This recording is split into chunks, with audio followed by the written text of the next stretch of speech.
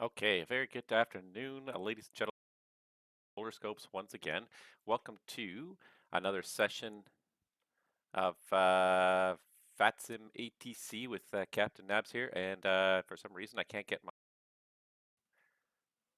sign there at the bottom to change to say Toronto Center, so I'm probably looking at the wrong thing. Stand by, and I'm just going to fix that real quick here. But we are today at Toronto Center, not Vancouver Center. We are in Toronto Center today because we do need to do it every once in a while. I haven't done Toronto for a little while, and so we gotta do it. We gotta log in once in a while. So let me just give me 1 second while I'm just focusing here on what I'm doing.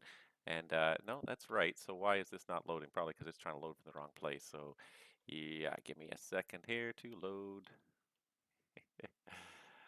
uh, that's what I'm looking for. All right.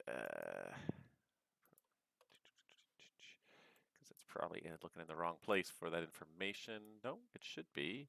Oh, that's why. That's why I am looking at the wrong place. It's not that one. It is Toronto Center, here. American 4552, ready to check. American 44, sorry, 4452, I believe it was, reach 5. American 4552, Toronto Center, we get pre-departure clearance 223 hotel information, X-ray, and altimeter setting 2976. We'll request a push and start.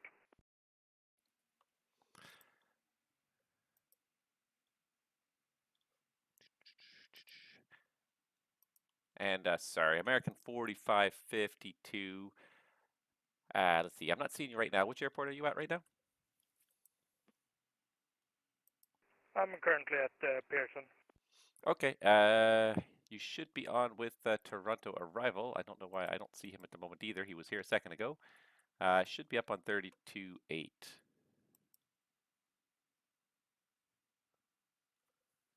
All right, we'll try 328 from American 4552. Talk to you later. Talk to you in a bit.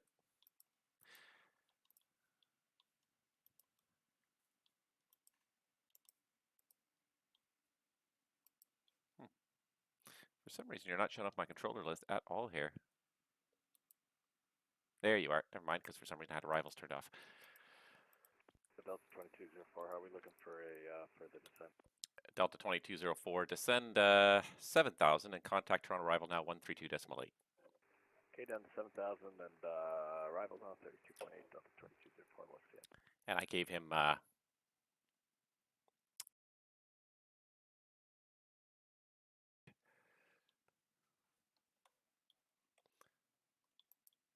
yeah, Delta 2204 just cleared to 7,000. The tag says 11 still.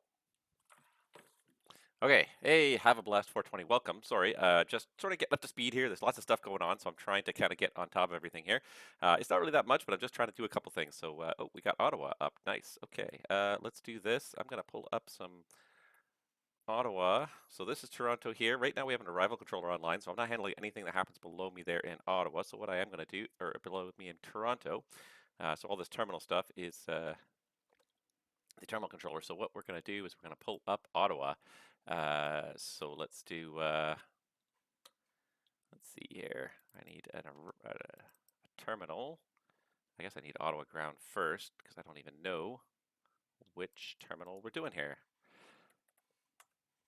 So let's have a little look-see here. Ottawa's wind's calm right now. Give me a second because I'm just going to pull up the tap on my phone because if it's calm right now, let's just pick a runway based on where we think the winds are likely to be from. So the forecast is a northeast wind switching to a southwest wind basically now-ish. So I'm expecting it's going to switch now to a... You know what else I could do? I can also pull up. Who is sending me an aircraft? Delta. Yeah, Delta. Okay, cool. Yep, got a guy climbing out here. So we got stuff going on. It's not super busy yet, but hopefully it's going to get busy. Let me know if the audio's not working. I'm just sort of trying to get up to speed here. It's amazing how quickly it takes you to sort of, even when you think you've stepped into position, to really kind of wrap your brain around everything that's happening. So, so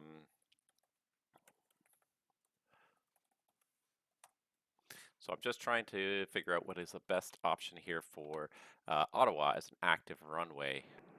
Toronto Center, Delta 564 at 15,000 overhead Tango. Delta 564, Toronto Center, good afternoon. Continue climb, flight level 360. Climb 360, Delta 564. Okay, so give me a second here. Just trying to figure this out. It's amazing how quickly I have to sort of figure these things out. I don't know why that's up there, and what happened to my Nav Canada spaces. There we are. So it looks like they have the ILS 07. The winds are showing calm. It is still calm there as well. No wind. So yeah, it's 6 of one, half does the other at this point.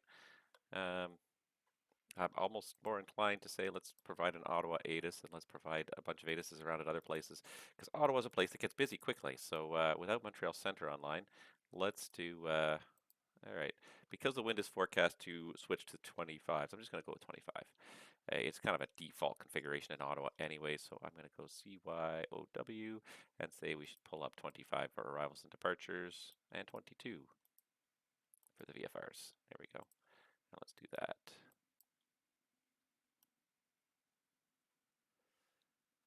Oh, except we can't have ILS. It's got to be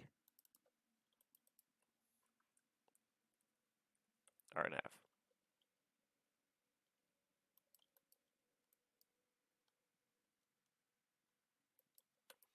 All right.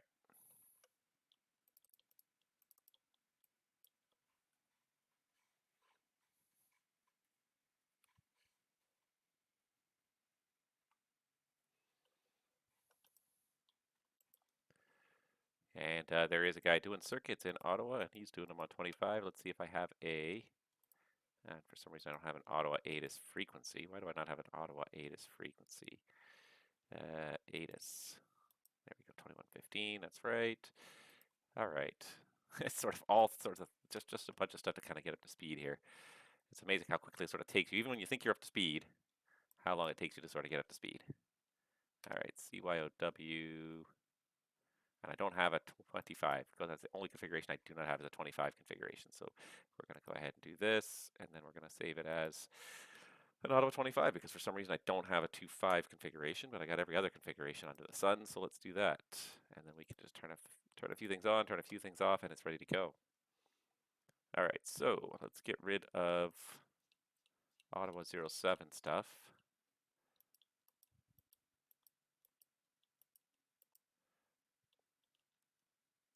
All right, Ottawa. Center, Canadair 3168. Canadair 3168, Toronto Center, good day. What are your intentions at this time? We're going to be taxiing back to the ramp. Sorry, I didn't know you were controlling Ottawa. That's okay. A lot of people don't. All right, I copy your taxiing back to the ramp. Sorry, just get my ground radar up here. All right, yeah, pop it to the ramp and let me know if you want to go back. Oh, sure, no problem. Take care. Canada 3168. Yep. Okay, almost up to speed, I think. Okay, so there's the approaches for runway. There's the approaches for runway 25 in Ottawa, so we've got some approaches, so that looks good. Okay, so now we got some stuff going on there. He's taxiing back to the gate, that's fine. We got this guy, WestJet 615 in Ottawa, so hopefully we'll get him up off the ground sooner than later. And this guy's in the climb out, so it's not terribly busy right now, but it's also the perfect time of day to kind of be logged on, and especially with, I do have an arrival controller, so more controllers usually equals more pilots at the end of the day. People see multiple controllers like, I want to fly where there's multiple pilots, so usually a good way to kind of get multiple people kind of showing up here.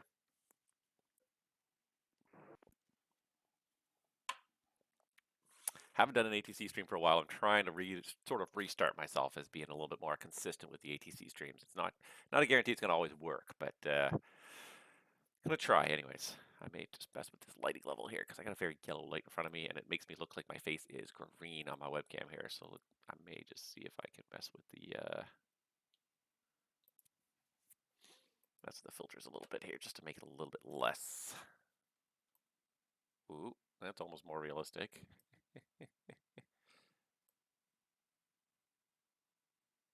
Kind of trying to just find like a nice kind of middle ground here. Really, it's not a very flattering Ooh, how about red? How about purple? Blue? Now I'm just having fun playing with sliders. Like, try to be a realistic skin tone. If I hold my skin up to the screen, what color is my skin? It's somewhere around there is about as realistic as it gets. But even that, like, it looks a little bit green. I don't know why. It still looks a little bit on the green side.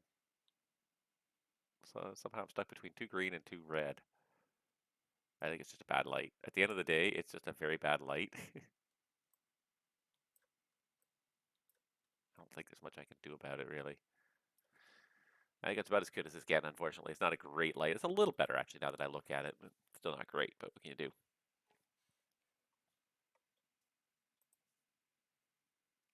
All right, so we got Boston Center online. We got no Cleveland online, so we're going to turf this guy over to the en route frequency momentarily. We're just going to keep an eye on Ottawa because a lot of people in Ottawa do not realize that Toronto does control Ottawa. It is an agreement. Normally it is Montreal FIR jurisdiction, but if Montreal's not online, we have an agreement to operate it. So I do like to do that because I just like to provide the maximum amount of service I can to sim pilots. So yeah, if you want to come and fly, we got Ottawa, Toronto. It's a great corridor to fly. It's not even an hour flight. It's usually about 45 minutes in the air for most aircraft types. I remember the Dash 8, the Q400. You can do it in 36 minutes from the island.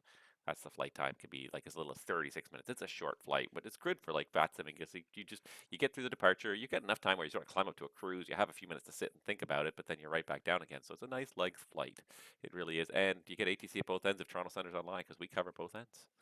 All right, Delta 564. Unfortunately, Cleveland's not online. You're leaving my airspace to the south, so your surveillance service terminates. Switch to the en route frequency and have yourself a great night. Go on Unicom, Delta 564. Good day. Good night.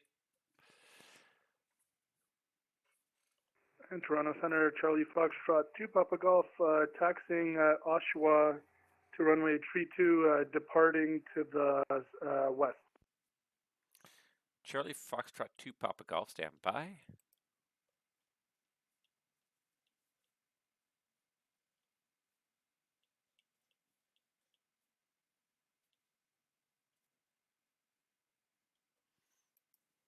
And Charlie Foxtrot 2 Papa Golf, just making sure, did you file a flight plan at all? Negative. I'm looking for a VFR departure, and sorry, I said that wrong. Type Cessna 414 slant Golf, down in Oshawa, taxiing runway 30, looking for a VFR departure to the west. Charlie Foxtrot 2 Papa. All right, Charlie Foxtrot 2 Papa Golf. Give me a second while I pull up all my Oshawa stuff. Right now I'm showing the winds. Let's see here, 300 at 12. The altimeter's 2974. So runway 30. I'm just getting the view up here. Is that what you said you're taxiing to? Affirm 2 Papa Golf. And sometimes people catch you off guard like this. And 2 Papa Golf, there you are. I see you now. All right, continue taxi cross 05 Bravo for 30. And sorry, just to confirm, you said VFR eastbound departure, and what's your next point of landing? Westbound departure, and we're going to be landing in Brampton, Charlie November, Charlie 3, Charlie Foxtrot 2 Papa Golf. 2 Papa Golf, Roger, and you said Cessna 414 slant Golf. Affirm, sorry, Cessna 414 slant Golf, 2 Papa Golf. No problem at all. Just doing up a little flight plan for you here. And 2 Papa Golf, I'm going to give you a squawk code now. Squawk 1227. Squawk 1227 for Charlie Foxtrot 2 Papa Golf. Do you want me to next time, should I be filing a VFR flight plan with you? Papa Golf, it's up to you. For VFR, we don't need a flight plan. I'll just we can generate the strip as well for a VFR flight plan. So it's completely up to you if you want to generate one. It helps us out a little bit if you do, but it's not a big deal if you don't. Last question: what's your final altitude proposed for the trip over to Brampton? So I was just planning on taking off 2,500 and then asking for clearance through the Charlie airspace, 2 Papa Golf. Okay, 2 Papa Golf, no problem. I'll put down a 2,500 as well. Just also will help because I can pass you off to the terminal controller with a strip that works here. Just let me know when you're ready for takeoff. Ready for takeoff, short of 30, Charlie Foxtrot 2 Papa Golf. Charlie Foxtrot 2 Papa Golf, left turnout is approved. Report clearing the zone to the west. The winds in Oshawa again, 300 at 12. Clear for takeoff, runway 30. Clear for takeoff 30 to the west, Charlie Foxtrot 2 Papa Golf.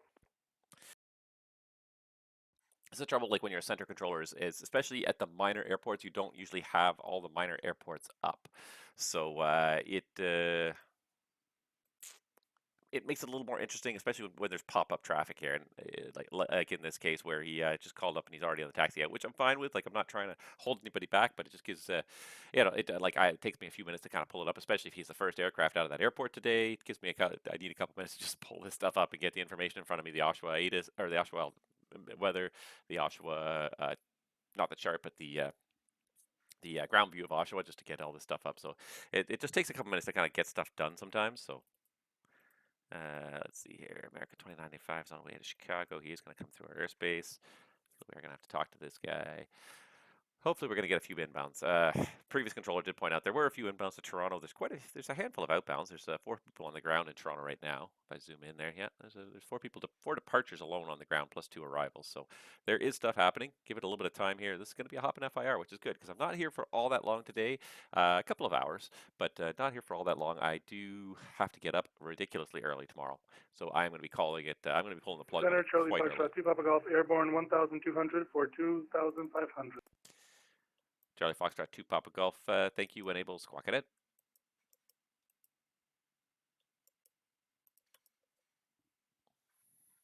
Squawk and ident 2 Papa Golf. Thanks, Charlie Foxtrot 2 Papa Golf, identified at 1,600. Remain VFR at all times. Remain VFR all times 2 Papa Golf.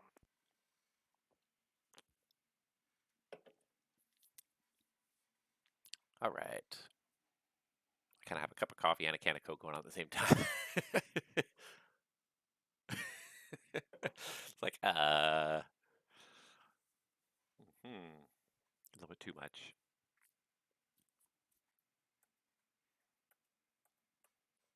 Even though I'm not controlling the terminal, I kind of want to just kind of see what's going on in the terminal, especially with this guy. So I'm going to pull up his, I'm going to pull up a terminal view here. Let's see. Should be, I think this one. There it is. Nice, 33s. That's exactly what I'm looking for.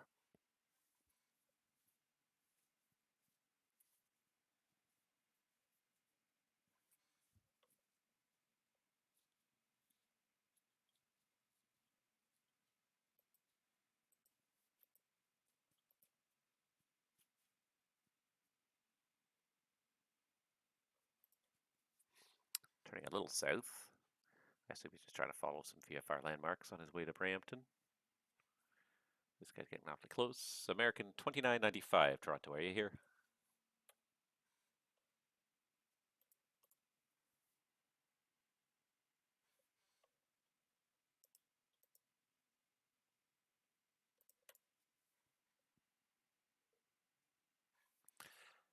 Charlie Foxtrot 2 Papa Golf, contact the terminal now on 132.8. Over to Terminal 32-8, Charlie Foxtrot 2 Papa Golf. Thanks for the help. See ya. See ya. By getting up the flight plan, though, he's generated the information he needs. The terminal controller is going to know exactly what he's doing without a whole lot of additional effort here, which is good. It's, you know. American 2995, flight level 380. American 2995, Toronto Center, good day, squawk it. WestJet's in no particular. Squawk it. American 2995. American 2995, Toronto, thank you very much. You're identified flight level 380. I'll show you a little bit off course there. Are you direct to Flint at this time? Affirmative, American 2995. American 2995, roger. Continue direct Flint. I just show you. I just haven't filed the airway, but not a problem. Yeah, I can see what you mean there. I guess there's something wrong with the FMC, but so far it looks good. American 2995. Yeah, not a problem for me. Just something to kind of keep an eye on for next time.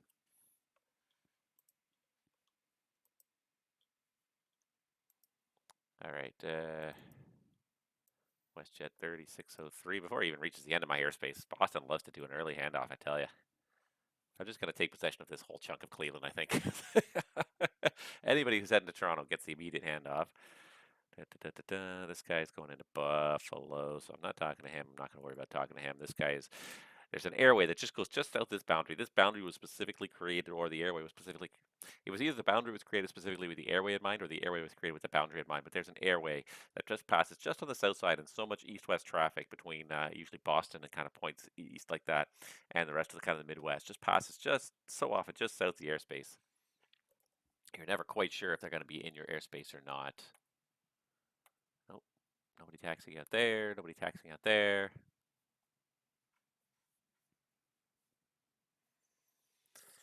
All right, here we go. Oh, hey, sorry guys, are chatting. I didn't even see. Before noon is ridiculously early for me. See, and I have to agree. I am normally an afternoon person, 100%. I have to get up, and this is no exaggeration. I have to get up at 3 in the morning tomorrow, or yeah, 3 in the morning. So like, not even 10 hours from now. 8 hours from now? No, that can't be right. What time is it now? It's only yeah, 10 hours from now. Yeah, 10 hours from now. But yeah, that is ridiculously early. I am normally my normal wake up time is like in the if it's a school day, it's a 7:30 to 8 o'clock range, and if it's not a school day, it's the 8 to 9 range is my normal wake up time. So getting up at 3 a.m. is literally 5 hours before my normal wake up time. Like ridiculously early, ridiculously against my natural body clock. So, yeah. I mean, I'll do it if I have to, but it's not what I am looking forward to. You went to sleep at 5 a.m. today. Okay, I'm not that bad. I am a night owl. I do like to stay up, but I generally, most of the time, I tend to go to bed around midnight. I might stay up till 1 or 2 if it's not a school day for the kids, I don't have to get the kids up for school the next day, I might stay up till 1 or 2. Um, but yeah, 5 a.m. is a bit extreme for me, to be honest, but Toronto Center, good evening, WestJet 3603, flight level 320. oh, WestJet 3603, Toronto Center, good day. Yeah. Malik's one. I picked up the flight to Toronto for MSFS, so hopefully I'll get the flight in sometime soon when you're on control. I hope so. That is a fantastic scenery package, first of all. Like Fly Tampa, that was one that I was waiting for the longest time. I was so happy when they finally released that. It was like that was a no-brainer. It's like immediately just, oh, it's out. Website, click, buy, download, install, done. Toronto is just such a it's my home base airport, first of all. So like it's an airport that I feel I need to have a good quality airport. Yeah, I need to have good scenery rendition. The MSFS default was beyond laughably disgusting. I just couldn't deal with it. American 1964, Toronto. You're leaving my airspace to the southwest. Cleveland's not online. Switch to on frequency. Surveillance service terminates, and have a great day. So I hope you get to fly with me sometime soon.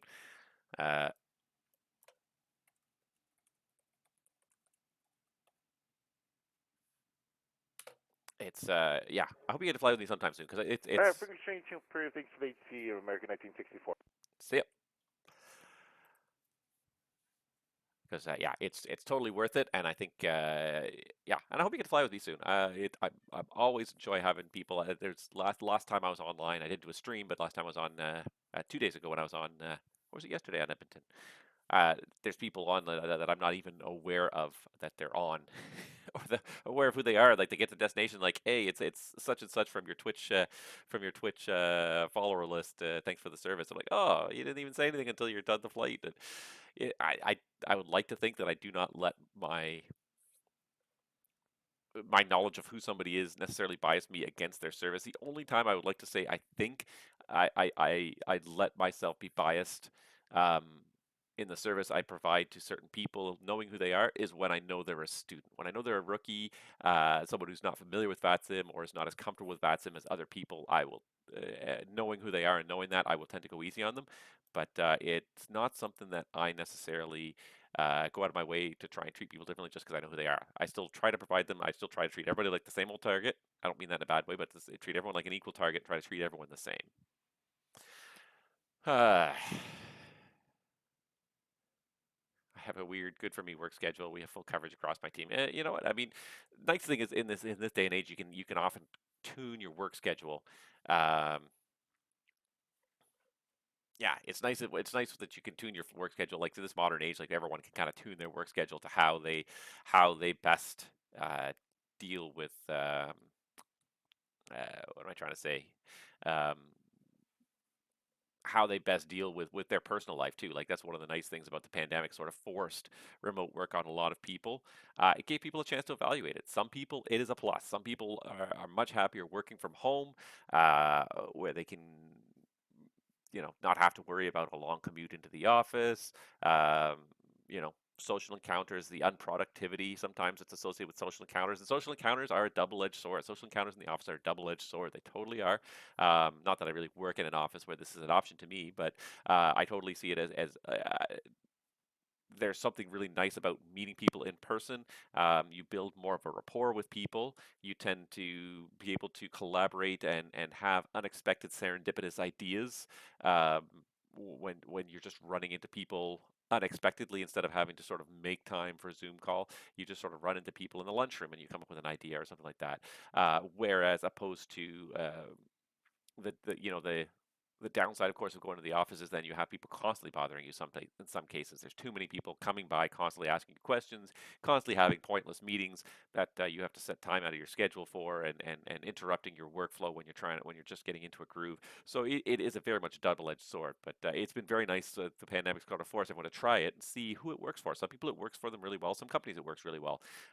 Some people do not want to go back to the office. Some people are yearning to go back to the office. Their home life is such that they have a relatively small space. They don't have room for an office in their house. They have family members who are also living in the house, in and out of the office while they're, pardon me.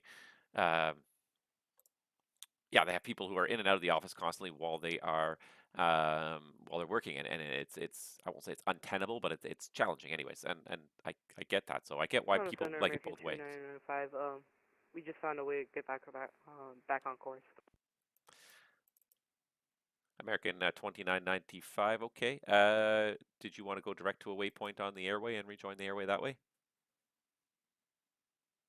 Right now we're going to Flint VOR at this moment. Okay, American 2995, roger, thanks.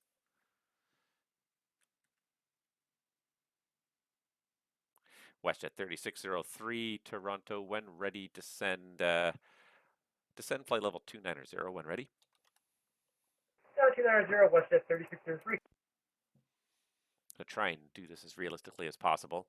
I Gangsta Style. Hey man, how you doing? Nice to meet you. I Gangsta Style. Welcome to the channel. And yeah, Texas Flyboy. I do feel that. I also work a fairly unorthodox schedule, trying to get online during the peak VATSIM periods. Can be very challenging for me as well. 100%. Coming on in this kind of like 5 to 9 p.m. window where you really get peak VATSIM, and this is 5 to 9 for me right now. I mean, it's just after 5 o'clock for me in my time zone. But getting in on those peak times where you sort of get that peak of North American traffic and lots of people getting home from work and having some recreational time to kill, not usually my time of availability. Usually my worst kind of time is after school, from school till bedtime. That's time I kind of allocate for family. So it's usually it's worse, and I usually cannot get online as a VAT simmer until at least 9 to 9:30. So I often miss out on a lot of stuff for that reason. We got a second auto on the ground here. Huh? Let's go. But yeah, so I feel your pain on that, 100%. I do, and I wish you good luck in trying to find VATSIM ATC when you can. I am. You and I might get along then, because I am often here. Actually, probably not. If you're at 5 a.m., we might get along with the evenings. Yeah, because I don't go to bed that time, but I'm often a morning ATC provider. I will often be like kind of in the 9 or 10 a.m. till 1 p.m. kind of range, and I'll often be online in the 9 p.m. to midnight kind of range. So interested to see USATC currently busy getting my S1 at Belgium. Yeah, it's I mean, we're not quite US style ATC. Canada's kind of a little bit distinctive. I don't want to toot our own horn, but we are similar in a lot of ways to American ATC, but a lot of also very distinct little, just subtle differences. Subtle. Just enough to be like, oh, you are a little bit different. Yeah, WestJet 3603 Toronto, when ready to send 17,000. The Toronto altimeter's 2976. 17,276, WestJet 3603. All right, we also got one out of Timmins here, so let's pull up the weather in Timmins. I don't know if you guys can see my METARs, but they are popping up right down here. Let's see here, Timmins. It's kind of hard to. I don't know how well you can read it. My screen is a little collapsed just because I'm looking at what am I trying to say here? Like I'm looking at the streaming software, and it kind of compresses the screen on the streaming software, so I can put lots of other information out there. So it's a little hard to read that stuff, and I really can't get that text much bigger than that. Unfortunately, there's not much I can do about that. Let's just see. Transit Center, this is JetBlue 19er, flight level 360, heading 270. JetBlue 19. JetBlue 19 Toronto, good day. Squawk Cadent, please. I just want to throw this up for a second on full screen on my other screen as the Twitch stream. You can kind of almost read it if you have it on full screen. It's a little hard to see, but you can kind of almost read it. Squawk Island, JetBlue 19.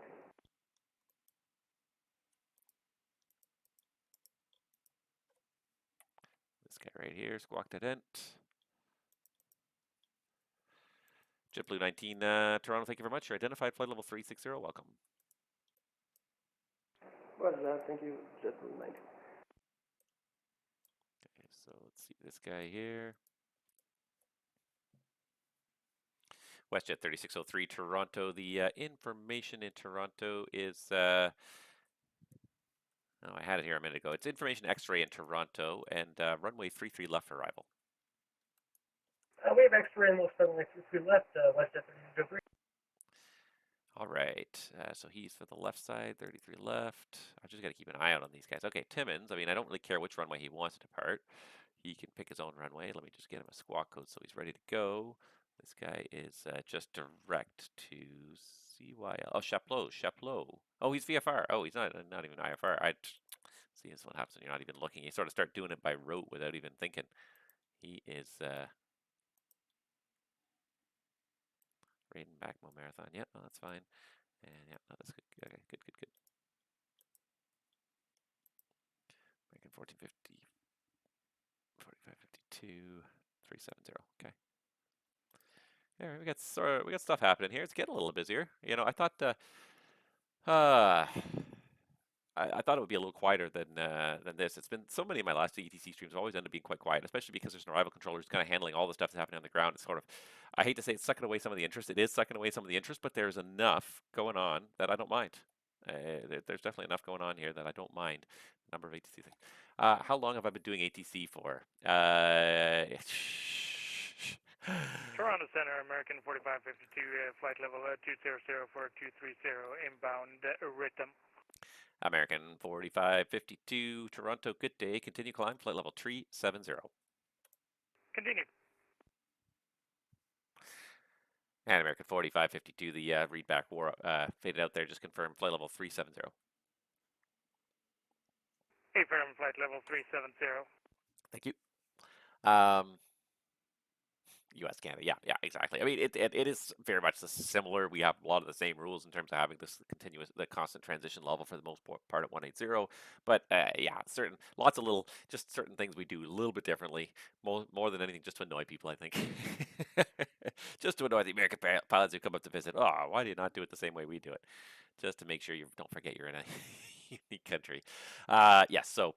How long have I been doing ATC? I avoided that question definitely right there, thanks to that person calling me up. It's been 12 years now. I've been on the VATSIM network as a controller for 12 years. Oh my God, just to say it out loud, it makes me think, wow, I might have wasted my life at this point. Might have been doing this a little bit too long. But what can I say? It is a very compelling hobby. It's intriguing. No 2 days are the same, you know? Like you're constantly kind of watching for things, seeing what's happening. But yeah, no 2 days are exactly the same when you're doing VATSIM. And it's much like the real world of aviation, no 2 days are the same. You think you've seen it all, and then something just wacky just happens one day you're not expecting. On the 43, the 43-inch monitor, you can read the text okay. Yeah, I can barely read the text okay, but then again, I am actually on a mobile screen here, a laptop screen, so it's only a 15-inch screen. I used to have a 17-inch laptop, and I went down to the 15-inch laptop. I really liked having the large screen, the 17-inch screen, but boy, was it just made for a very big, bulky laptop to lug around, 17 inches. It was nice to have, and I almost went with a 17, and then I found like a really good deal on this. It's an MSI laptop with all AMD chips. It's a Radeon GPU and a Ryzen CPU, and it's been pretty good for the most part. The GPU occasionally has a few issues. It occasionally freezes up if you're doing a lot of kind of stuff at the same time, especially if you start doing like video work all at the same time. But it was a really good deal. So I was really kind of happy with it. I've had this for a year and a half now. It's been not too bad. I like it. But yeah, I have to lean in just to read the metars from here. I miss having a 43-inch screen sometimes. I do. Yeah, at home I don't have a 43-inch screen at home. I've got what is it, a 31-inch or 33-inch, and that's big enough when you're on a and the other nice thing is here, like I'm operating remotely, but I also have a secondary screen here, which is probably, I would estimate that to be about a 36-inch screen, but it's a television, so it's relatively low resolution. Ironically, it's low resolution than the laptop screen, but it gives me a secondary source at least to kind of look at stuff that's going on.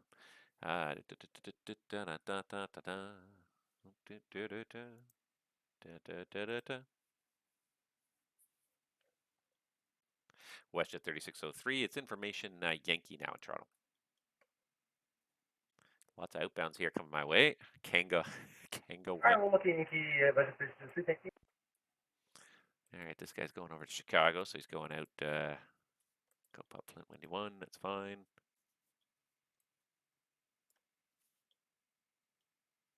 Senegal, Kango 1, passing through 13,700 for 15,000. On the ground in Ottawa, looking for IFR to Kelowna. Okay, I got two calling at the same time there. I believe one of them was Kanga 1. Kanga 1, climb flight level 400. Flight level 400, sorry about that, Kango 1. No problem. And the other one, I believe, was that Flare 390 calling for the clearance? Affirmative.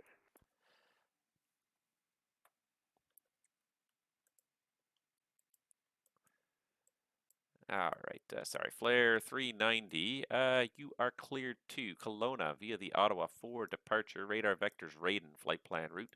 Departure runway is 25 and squawk code 0553. Alright, clear to Kelowna via the Ottawa 4 radar vectors Raiden depart runway 25 and squawk 0553 Flare 390. Flare 390, thanks. That readback is all correct. Information Bravo is current. Pushback and startup at your discretion and call when ready for taxi. Alright, Bravo, we'll call. Hey, Flare 390, thanks. I might ditch the Oshawa view again because I don't see too many other people coming in here. Maybe that guy will come back to Oshawa later, but so far nobody. Kanga 1. I'm just looking to see if I know that voice sounds familiar. I'm just looking to see. No, I don't know. Tower, good morning. United 1855 with you. United 1855, Toronto Center, good day. Continue climb, flight level 380. Continue climbing flight level 380, United 1855.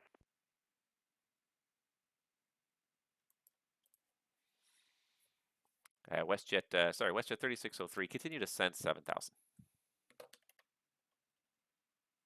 Say again, the altitude for WestJet 3603. WestJet 3603 to send 7,000. 7,000, WestJet 3603. Too many things going on at the same time here. I got distracted. I missed his descent because he's got to be 7,000 shortly. I kept him up too high too long. Too many other things kind of going on all at once here. All right, so he's on course. Him I don't care about, yeah. United 1855, proceed direct, tag him on course.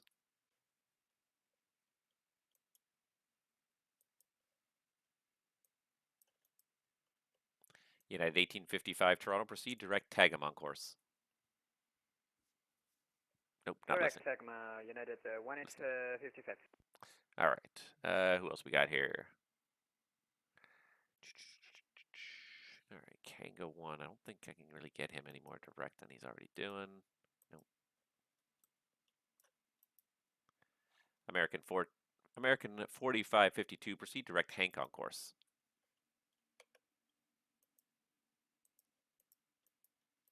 Direct to Hank, American 4552.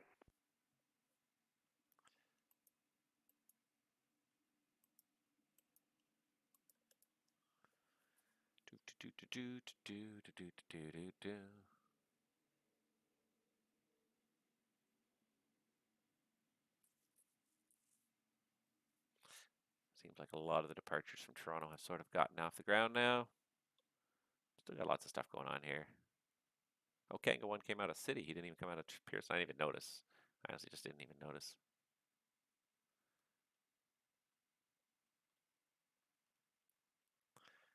Should have hopefully some inbounds. Yeah, we got a bunch of inbounds coming. We have 2 people coming out of Ottawa, so things are slowly happening. Looks like the guy. I don't see him yet, but it looks like I'm just checking on VATSMI. It looks like the guy took off from Timmins, VFR. 12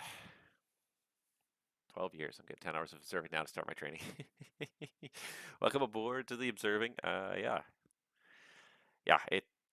This is an addictive little hobby. I gotta say that. Like, I've been doing this for a long time now. It is just darn addictive.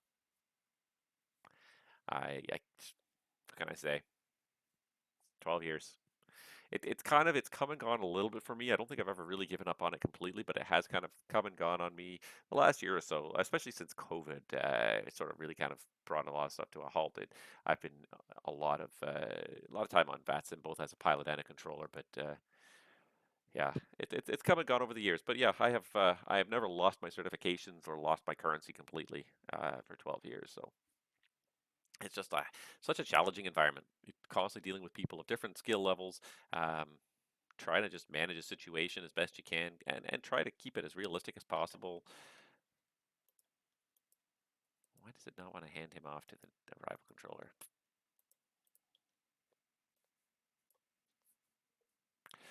WestJet 3603, contact arrival now, 132.8, g'day. 328, g'day, WestJet 3603, have a great evening. Just gotta keep an eye on these guys down here in Ottawa. Make sure the second guy does not go anywhere. So that's Flair. So the other guy, yeah, and I know that because that WestJet 615, he's been there for almost a solid hour now. Hasn't moved yet. Hopefully it gets going soon.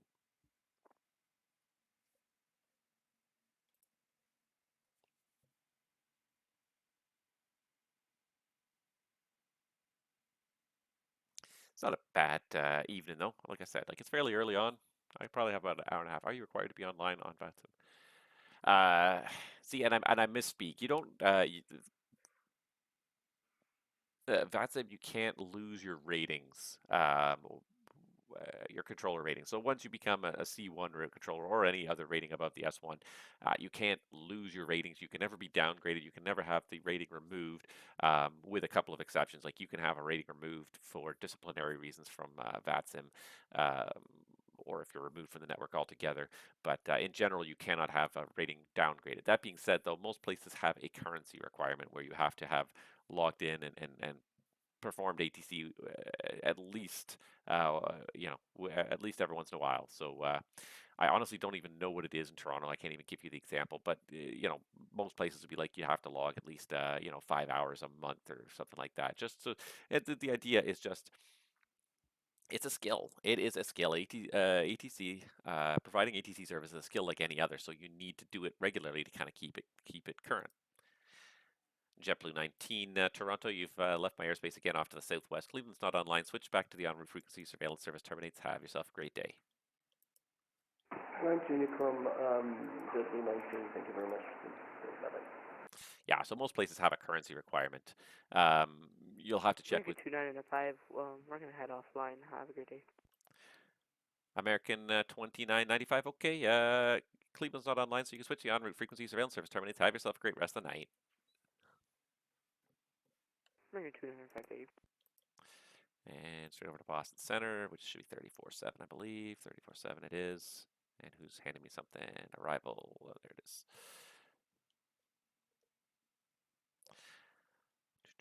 American 4552, contact Boston Center now, 134.7. G'day. Contact Boston 134.7. Thank you so much for the ATC. Bye. Bye-bye. Yeah, check with your individual ATC organization to find out what their... WestJet 1116 out of 15,000 for level 230.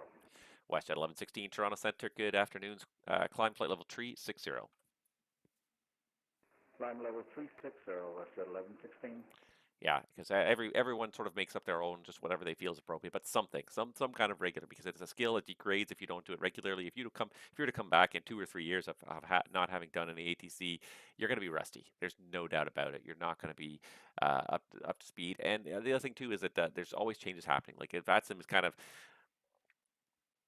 is an interesting child in that it's always kind of stuck in the now, whereas flight simulators are generally stuck in the past. Now, Microsoft Flight Simulator has kind of started to change the equation on that. But traditionally, like when you publish a flight simulator and whatever scenery is in it, it is then frozen as that scenery. So as a flight simmer, you may be stuck in the past. If you have default airports and then the taxiway configurations change in the real world, you will still have those same default configurations unless you download an update, whether it be a freeware or payware update. But yeah, traditionally, flight simulators have kind of been stuck in the past. They've been stuck at a certain point where they don't get upgraded. But ATC, the VATSIM ATC system, we kind of try to keep up to date all the time. We try to use current nav data. 390 ready taxi. Flare 390, Ottawa runway 25. Information's Bravo, the altimeter 2967. Taxi through the apron at your discretion, and Bravo, hold short 25, advise ready. 2967, apron Bravo, hold short 25, unit Flare 390. You got it. Yeah. So yeah, we're always trying to keep current or keep like everything's modernized. So that's another reason why like ATC procedures change, whether it be the charts change, the procedure numbers change, but even the ATC procedures change over time. Something that's been recently introduced in Canada. That we really don't have any way of simulating well on VATSIM, and maybe people will come up with a plugin, but time-based separation on approach. So traditionally on approach, when you're spacing aircraft out on approach, there's a certain minimum distance you have to have between airplanes. It's usually 3 miles. Radar separation is kind of the minimum you need to have until they actually are over to the tower, but there's a 3-mile minimum spacing.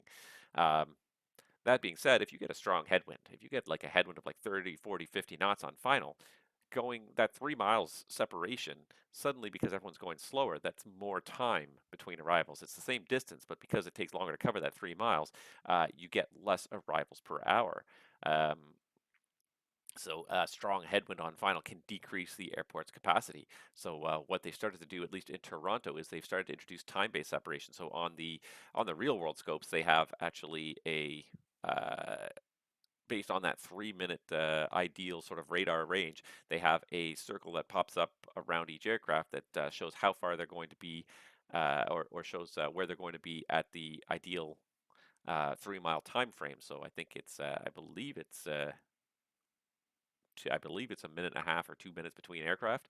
And what they're allowed to do is they're allowed to shrink below that 3 miles when you're on final, as long as that time-based separation remains consistent. So the time that everybody needs to get off the runway remains consistent. So it's kind of an interesting shift in perspective. And a lot of days it doesn't affect anything. Pilots don't really notice the difference, but it's just there's an additional display on the ATC display, and when there's a strong headwind, increasing the time between arrivals and thus decreasing the capacity of the airport overall, they can shrink that time. They can shrink the distance back down to the same time as before, so that there's still enough time for people to get off the runway, but we're not wasting extra time just because it's slower on final. So, yeah, you need to keep current in the ATC system. So that's one of the reasons why. It's just to sort of like keep current on what new publications and procedures are being imposed as the system evolves. Kango 1 Vancouver. Kango 1 Toronto. You're now leaving my airspace to the south. Cleveland's not online. Switch to the en route frequency. Surveillance service terminates. Have yourself a great day. 22.8. Thanks, JC. We'll catch you later. Can't go on. Yeah. Yeah, see, and as far as I understand it in the real world, it's not a timer per se that's being used, but the radar system itself calculates, based on the present ground speed of the aircraft, the time interval that is required, the time interval spacing required, and shows that on the screen as like a ring. So the controllers can move the airplanes closer together until the rings just touch, or until the airplanes just touch the ring of the next airplane target. So they can look on the screen. They don't have to look at a timer and sort of work at the timer, but they just look on it as a circle. They can just look and see how close they are. So let's see if I can do this here, because I should be able to do this here. So like I can have like, well, it's a little bit small. Let's just for the sake of this example, I'm going to do a 10-mile ring around these, but like, so these are fixed 10-mile rings I put around these two airplanes, but in the real world system with the time-based separation, the size of these rings actually changes based on the speed of the aircraft. And so they can bring it so that the airplane, so the ring just is touching the airplane ahead, you know you've got that ideal spacing. Trying to simulate that and change the size of this ring based on the speed, I don't know if that's possible. It probably is with enough programming know-how with the plug-in systems we have here, but yeah. Clear all halos. There we go.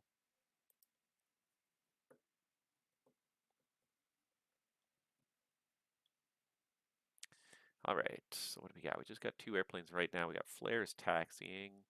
Should be there shortly. Who's this guy? Who's this guy? He's in the Ottawa terminal unit, so let's talk to this guy. Buddy, you got to talk to me. You want to fly in the Ottawa TCU? You got to call me. The other thing that should be a flag to people is the fact that I have an ATIS thrown up. If you see an Ottawa ATIS up there, you should ask yourself, hey, why is there an Ottawa ATIS?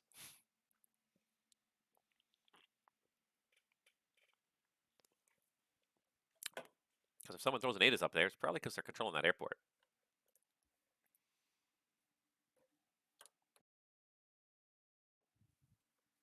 Anyways, let's... Toronto Center, good evening. Charlie Foxtrot, Charlie Romeo India, descending on Lima 5 arrival, expecting Rnav Zulu approach, runway 25. Charlie Foxtrot, Charlie Romeo India, Toronto, good day. Squawk code, oh, just lost it here, stand by. Charlie Foxtrot, Charlie Romeo India, squawk 0537. Squawk 0537, Charlie Romeo India.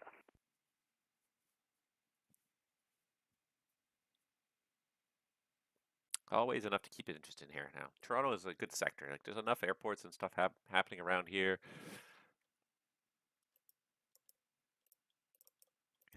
Come on, correlate. There it is. Charlie Romeo India, thank you. Identified descending through 6,200. It is runway 25 in Ottawa. Information is Bravo. The altimeter 2967. Descend 4,000. And I'm sorry, did you say Rnav Zulu or Yankee for runway 0 or runway 25? Zulu to runway 25. Charlie Romeo India, roger. All right, so he wants the Rnav Zulu 25. And Flare 390, are you ready? Affirmative. Flare 390, Toronto, contact me once you're airborne. The winds 290, 12 gust 20, clear for takeoff, runway 25. Clear for takeoff 25, Flare 390.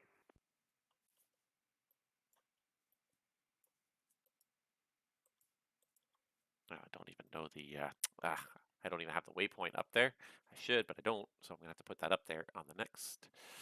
All right, but let's pull it up really quickly here because I don't even know what that base waypoint is. All right, Ottawa, Lima 5. Let's do it this way. Let's do Rnav Zulu runway 25, and it is Zolti. Charlie Romeo India, descend 3,000. You're cleared Ottawa, Rnav Zulu 25 Zolti transition. Descending to 3,000 and clear to Rnav approach, runway 25 via Zolti, Charlie Romeo India. And so what I'm going to do now is I'm going to quickly pop that up there so my 25 terminal view makes sense. I'm going to have Zolti up there. So I don't have to necessarily look it up next time, but it's there. It's X-Zolti. It's X-O-L-T-I. If I can find it in my list here. X-O-L-T-I. There's Zolti. Now it's there. Good. While I'm at it here, let's also check and make sure I have the Rnav Yankee transition points. So Boreg and Reval. No, I don't have Boreg or Reval. I should have both of those going here. So let's do that. Boreg and Reval, and Tefley for that matter. All right, so Boreg. There's Boreg. Reval. There it is, and Tefley. So that way these are all flagged on this. When I save this view for future use, everything is already flagged on here and ready to go. That's one of the nice things about Euroscope is everyone can save their custom things the way they like it. There it is. Perfect. Love it. While I'm at it, just hit save. All right. Come on, flare. Toronto, flare 390, climbing through 3000. Flare 390, Toronto, thanks. Identified, climb 3000. 3000, flare 390. Anything else going on here?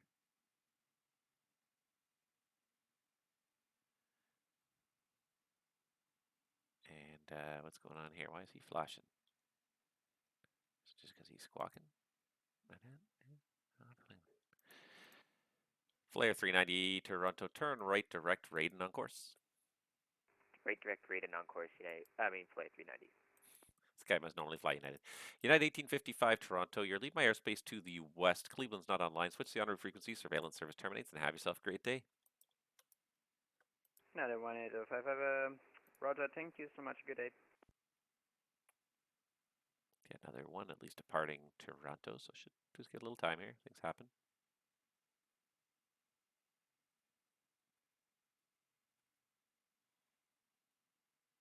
Still don't see this VFR that was up there, leaving Timmins there, but that's okay.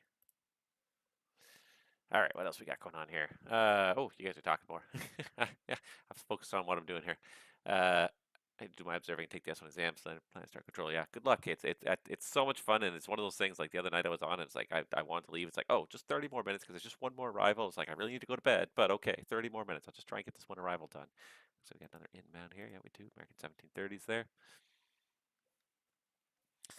And yeah, you got to be careful. This is an addictive hobby. You commit yourself to like an hour, 2 hours, and you're always just like a little bit more. And I've made the complaint from both sides. Yeah, I'll answer a couple questions there in a second. But I've made the argument from both sides, and I've made this observation before, and it's especially in the U.S. I find this more in the U.S. than Canada. When they have an event and they define the hours of the event, it's from 18 to 22 Zulu or whatever, Friday Night Ops or whatever event that the artsies in the U.S. tend to do. As soon as that event ends, boom, they're all gone. There's no like, oh, I'll just hang out for another half an hour. The end of the event arrives and they literally all gone just like that. Charlie Romeo India Toronto. The Ottawa wins 060 at 2. Clear to land runway 25. Copy one, and clear to land runway 25, Charlie Romeo India. Now we're going to get this guy direct to here. So flare up to 360, and let's give him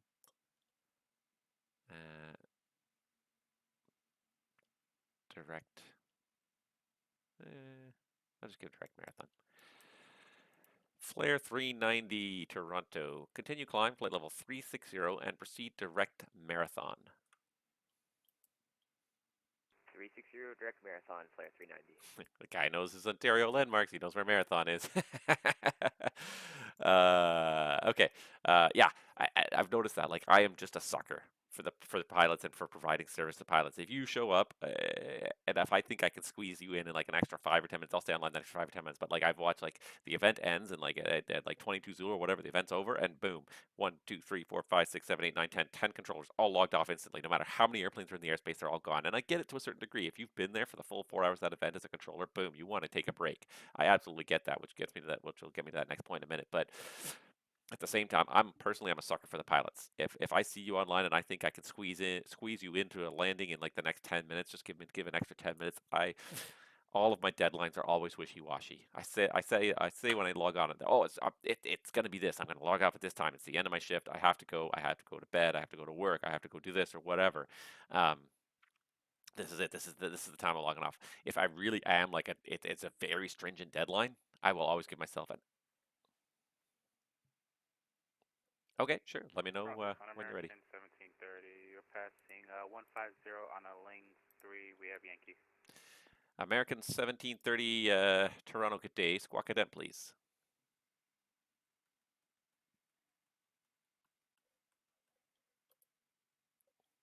Okay. American 1730, Toronto, identified, descending through 14,000 feet. Toronto information is Yankee. Altimeter is 2976, runway 33 left, descend 7,000. altimeter 2976 down to 7,000. Expect 33 left for American 1730. West at 1116, Toronto. You're leaving my airspace to the west. Cleveland's not online. Switch on frequency. Surveillance service terminates, and have yourself a great night.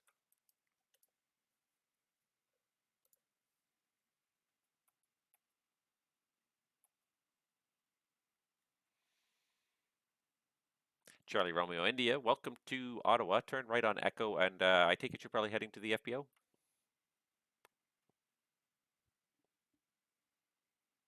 Turning right on Echo, and yes, it will be first air. Charlie Romeo India. Okay, first air, copy that. Taxi Echo, and bravo. Have yourself a great rest of the day.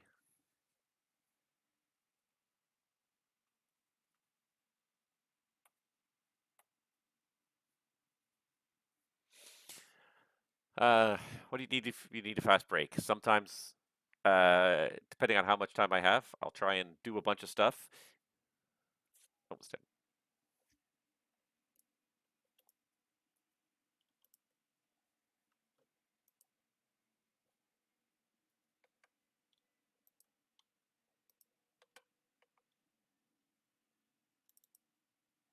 Okay.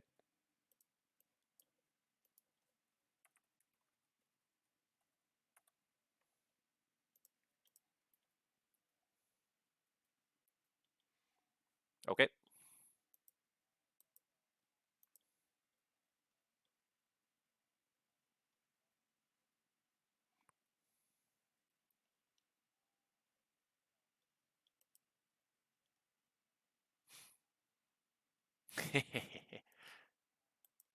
Okay. Yeah. No, appreciate the point out on that, sir. The Air Canada, what was it?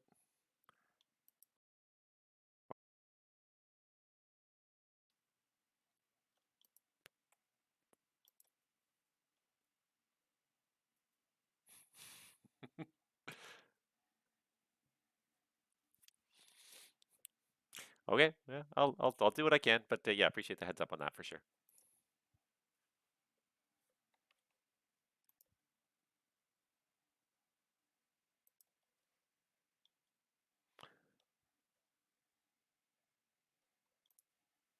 Okay, standby one. Let me just.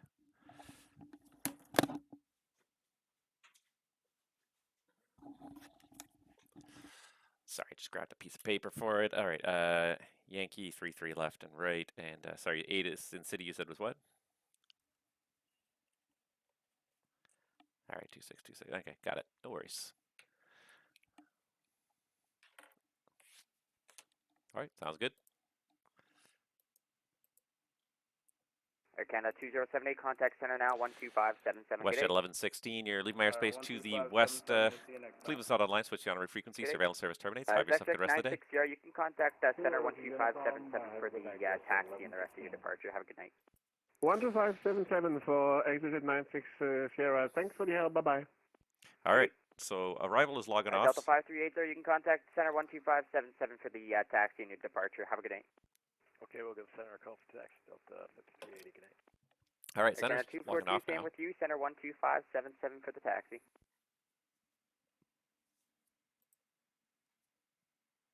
So, Toronto Center, good afternoon. Air Canada 2070 with you at 2130, climbing to 230.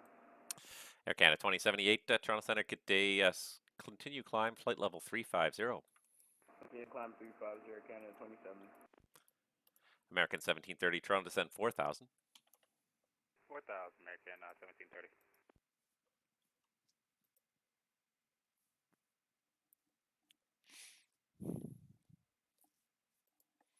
All right, my control, thanks.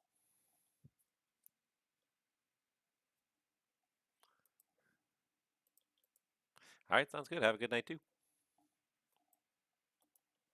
All right. The terminal, you see it went, the yellow line went away, which means there's no more handoffs there because now it's my jurisdiction. The arrival controller's gone, so now I got to focus on everything that's going on here. My workload just went up, guys. Sorry if I don't talk too much. American 1730, fly heading 360 vectors to final.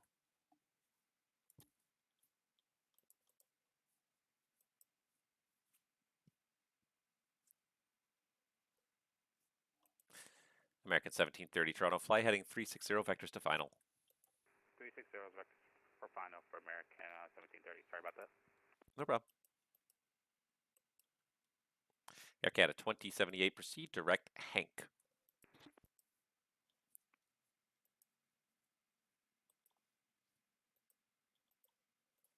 Toronto Center, Charlie Romeo India at Ottawa, full stop. Thanks for service.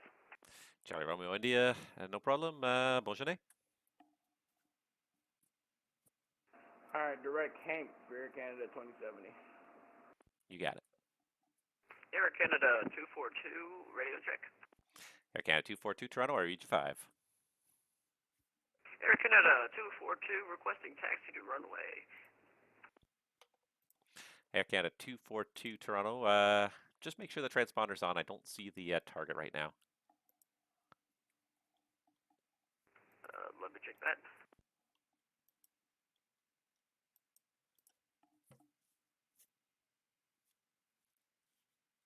And Toronto Center for helps out. I had the airport in sight for a visual 33 left.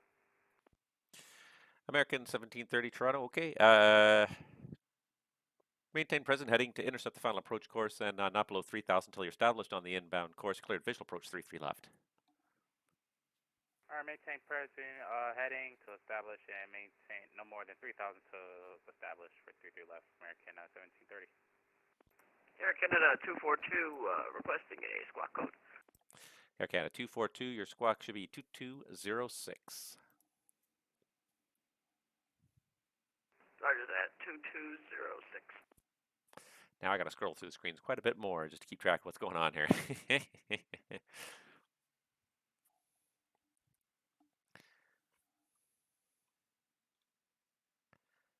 And Air Canada 242. I don't know which aircraft you're using there, but if you can't find the transponder in the aircraft on your vPilot client, there should be a Mode C button. If you click that, it should turn blue to turn on your transponder, even if the aircraft, you're not sure what to do in the aircraft there. Okay, roger that. I did not know I had C mode off. Yeah, I'm not seeing any readout right now for you, that's why. There we go. I think I turned it on. Air Canada 242, perfect, thank you. And just make sure you get the 2206 code in there, and oh, there you are. Air Canada 242 for runway 33 right. Information is Yankee, and the altimeter is 2976. Taxi straight ahead on Echo Yankee. Right turn Echo. Left on Victor to hold short 33 right. Right turn on Echo, left turn on Victor to hold short of runway 33 right. Air Canada 242. Toronto, good evening, Delta 5380 on the ground, Toronto Pearson, short of Alpha Tango Lane 1. We had information, Yankee, we're ready to taxi 33 right. Delta 5380, Toronto, runway 33 right. The information is Yankee and the altimeter 2976. Taxi Alpha Tango, Bravo Victor. Hold short and advise ready. Roger, Alpha Tango Bravo Victor. We'll call you ready to go, and it doesn't look like the ATIS is broadcasting at the moment, just heads up. Yeah, we got one controller, one offline, so we're going to throw it back up again here in a minute. All right. Toronto Center, exit jet 96 Sierra on the ground in Toronto City. Request taxi to departure runway. Exec jet standby, 30 seconds here.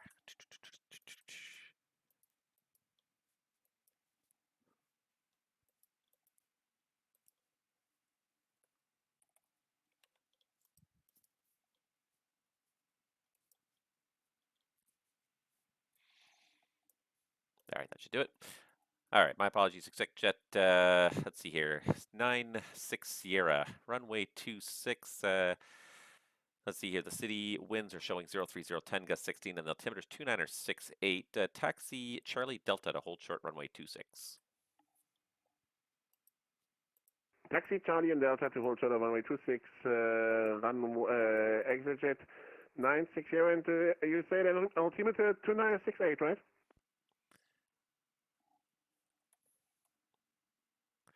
And, sorry, it's 2976, the city altimeter, 2976.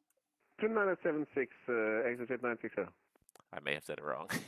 I'll be the first to admit it. I may have said it wrong because I was looking at I didn't even have city up. I was looking at Timmins, I think, so I probably said it wrong. Won't be the first time, won't be the last time.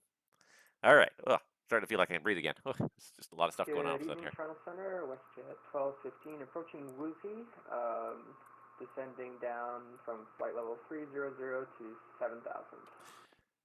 All right, WestJet 1216 Toronto, squawk. Sorry, WestJet 1215, squawk code 0525. 0525, WestJet 1215, thank you.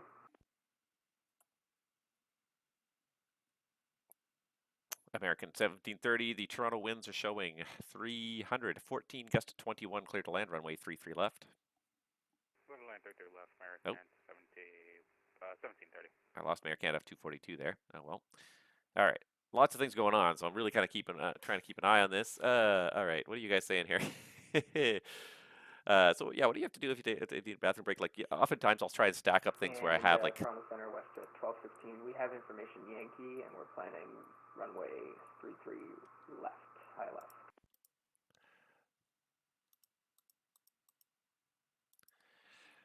WestJet 1215, Toronto, you're identified descending through 290. The information is Yankee runway 33 left's the active arrival. Descend 17,000. Toronto altimeter 2976. 17,000, 2976, WestJet 1215, thank you. Yeah, so I'll try and stack up a bunch of stuff, and then if it's a really short break, like I may not even say I'm leaving the frequency. I'll like literally run off, make sure I have my audio on the speaker so I can hear anybody that calls, and I'll just run quickly. Usually, not so much bathroom breaks, but like grabbing a quick drink or something like that. But if you need to, like you can leave the frequency, and what you try and do again is stack everything up, and then just make an announcement on frequency that the center frequency will be unmanned for the next 2 minutes or 3 minutes or however long you think you're going to need. But you try and stack up everything so that anything that kind of needs to happen for that 3 minutes is already done and dealt with, and then hopefully you have the 3 minute pause. 5380 coming up 33 right on Victor, we're ready. Delta 5380 Toronto, line up runway 33 right. Ready to line up 33 right, Delta 5380. ExecJet 96 Sierra Toronto, contact me once you're airborne. The city winds are 180 at 6, cleared for takeoff, runway 26. Cleared for takeoff, runway 26, and welcome when airborne, ExecJet 960. Somebody's entering my airspace up here. I don't know who you are, but call me, please. Thank you. Thank you. Call me. Oh, man.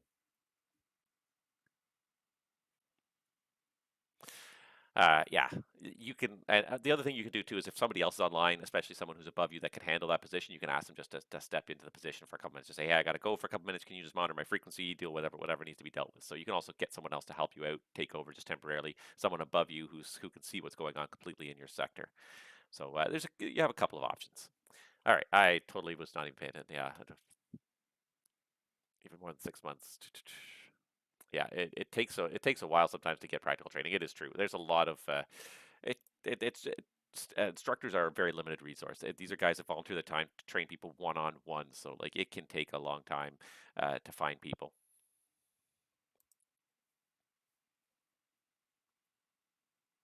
Just gonna wait till this American kind of is on the runway and decelerating, just to make sure that they don't end up side by side in case American pulls a go around here.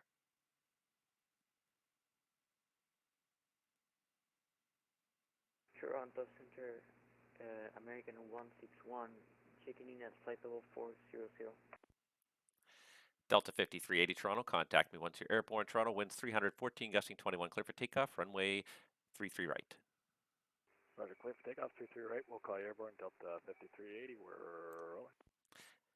And calling Toronto, was that American 161? Yes. American 161 Toronto, good day. Squawk code 0503. Squawking 0503, American 161. And center, ExecJet 960, passing 2,100. ExecJet 96 Sierra Toronto, thanks. Identified. Continue climb 4,000. Climb 4,000, ExecJet 96 Sierra. ExecJet 96 Sierra, turn left direct APA on course. Turn left direct APA 960. American 1730, welcome to Toronto. Turn right when you're able, and safe parking. Today's gate's Alpha 7. American 1730, thank you. Taxi Foxtrot November, hold short 33 right. Correction, Foxtrot 2 November, hold short 33 right. Foxtrot 2 November, hold short of 33 right for American 1730. Just going to hold him short in case that American 242 pops back up again. Exec Jet 906 Sierra, climb 1000. Climb 1000, exit jet 960. Get this guy out of my hair. Center Delta 5380, we're airborne off 33 right now, passing 2,800 to 5,000. Delta 5380 Toronto, thank you. Identified. Continue climb 7,000. Roger, continue to climb 7,000, Delta 5380.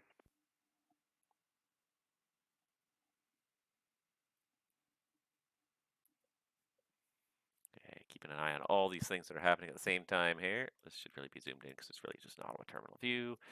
Still this WestJet sitting there on Ottawa. And American 161 Toronto, you're identified at flight level 400, welcome.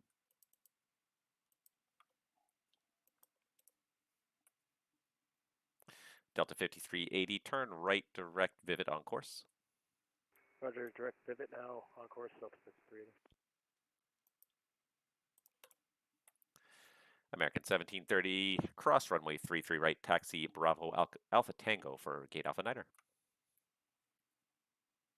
Crossing 33 right, November Bravo Alpha Tango for American 1730. Delta 5380, continue climb flight level 230. Roger, climb now, flight level 230, Delta 5380. Exec Jet 906 Sierra, climb flight level 230. Climb flight level 230, exit 960. WestJet 1215, descend 1000. 1000, WestJet 1215, thank you. All right, now it's kind of interesting. The arrival controller left at a good time. It wasn't too terribly busy, so I was able to really kind of easily take over, but boy, it sort of increased my workload. Center WestJet 615, good evening. On the ground at Ottawa, gate 26 requires clearance and runway 1432 for departure for performance. All right, WestJet 615 Toronto, stand by. Let me just check that for you. Roger. And WestJet 615, right now I'm showing the Ottawa winds are 060 at 2. Are you okay with 14, or do you want to go the 32 direction for performance? 32 is great for us. Gets us right on course then. I suppose that would, wouldn't it? Okay, yeah, let's do that. WestJet 615, Ottawa, you're cleared to Vancouver. Ottawa for departure. Radar vectors Raiden flight plan route. Departure runway 32. Squawk code 0577. Okay, WestJet 615 cleared to Vancouver. Ottawa for departure. Radar vectors Raiden flight plan route off of runway 32. Squawk 0577. WestJet 615, thanks. That readback is all correct. Information, I don't have the ATIS up in Ottawa anymore. But the wind 060 at 2 and the altimeter is 2967. Advise, push and start at your discretion. Advise ready for taxi. Okay, 2967 will call you for taxi, WestJet 615, thanks. All right, is this another Toronto inbound, or is that, let's have a look here. Yeah, that does appear to be another Toronto inbound. Okay, cool. Let's pick him up here really quickly before I, depart KMIA. Yeah, that's this guy right here, American 1572. Yeah, at the end of the day, instructing, it's all about, it's one-on-one time with an instructor, so it could be, I know it always feels like you're waiting for way longer than you should. It just comes down to just finding someone with the time. You'll spend so much one-on-one time with an instructor, and I hope, please thank them when you're done, because they spend a lot of time. Spend a lot of time with you, trying to get you up to speed, trying to get you trained. So please, when you're done, thank them for the time they spent with you, because it's one-on-one time out of their lives that they chose to give to you to help make this network a better place and to help you become a better controller. So please, make sure you do thank them. I say that as an instructor. Not that I necessarily want thanks, but I see how many people work really hard as instructors. I've also run several training departments on this network, so I see how hard the instructors work. It goes a long way just to acknowledge that it's a lot of time and effort that they give to you as a student, and they do it gladly and gratefully. Toronto Center, good evening, American 1572, descending on the Ling 3 arrival, 17.2 at this time. American 1572, Toronto, good day, squawk code 0566. 0566 on the squawk, American 1572. Exec Jet 906 Sierra, continue climb flight level 410. Climb flight level 410, exit jet 960.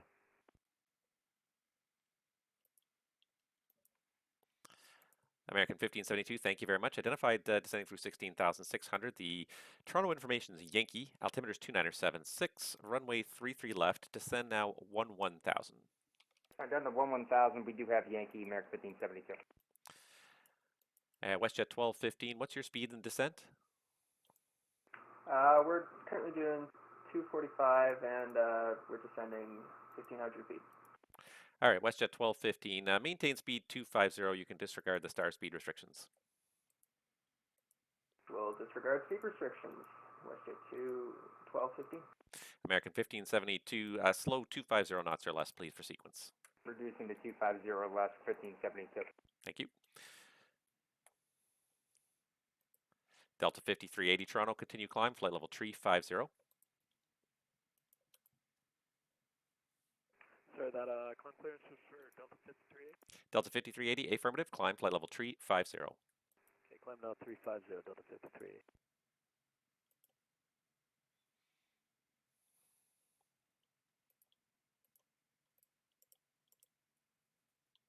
And just to confirm for American 1572, that was down to 11,000. American 1572, affirmative. WestJet 1215, descend 7,000. Down to 7,000, WestJet 1215, thank you.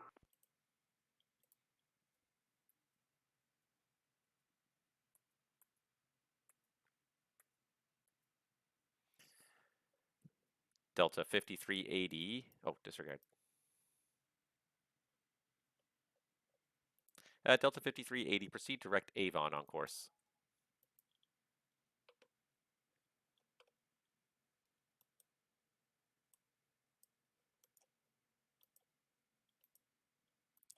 Delta 5380, Toronto, proceed direct Avon on course.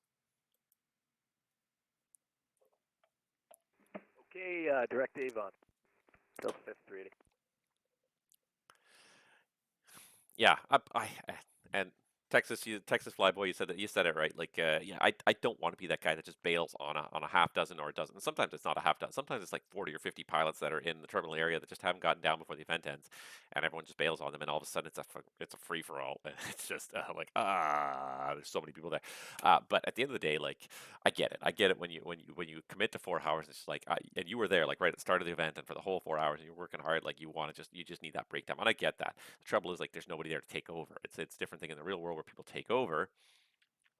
Yeah, I feel that pain. I feel for people who are like, yeah, it's I've worked really hard. I've earned my break, but at the same time, like, yeah, FATSIM's all about the service, really. At the end of the day.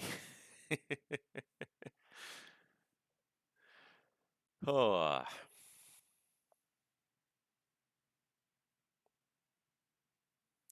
American 1572, descend 8,000. Down to 8,000, American 1572. American 1572, slow now 220 knots. You're still just slightly overtaking the traffic ahead. I'm going to slow to 200 knots for American 1572. And you can make it 220, 220.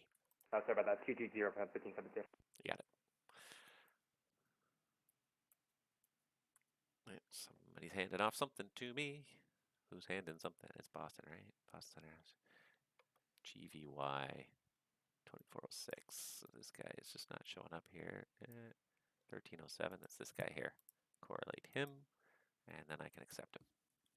Also Toronto inbound. Nice. Toronto Pearson, WestJet, Toronto Center, WestJet 1215. WestJet 1215, go ahead. Do you want me to speed up a bit? WestJet 1215, just keep it to 250 knots if you could for me for now. Up to 250, WestJet 1215. WestJet 1215, let's do this as well. Fly heading 360, vectors to final, descend 4,000. 360, vectors to final, WestJet 1215, thank you. WestJet 1215, you got it, and descend 4,000. Down to 4,000, WestJet 1215, thanks. Air Canada 2078, are we supposed to be over to Boston now? I'm looking at my charts.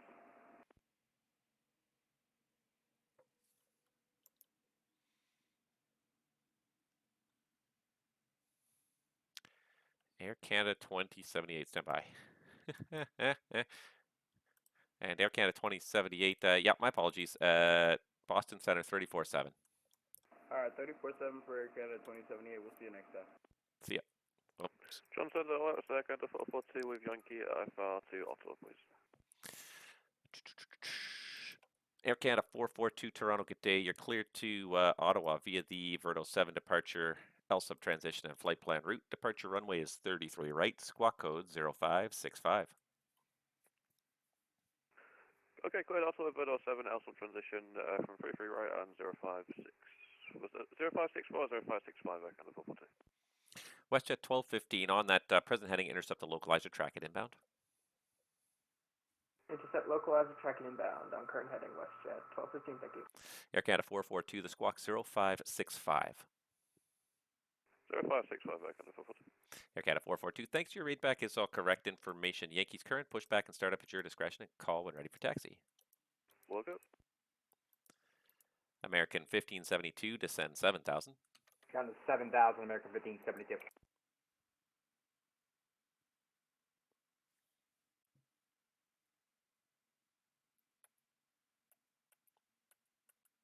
Why do I have, this should not be 1 minute, this should be 3 miles. That's better.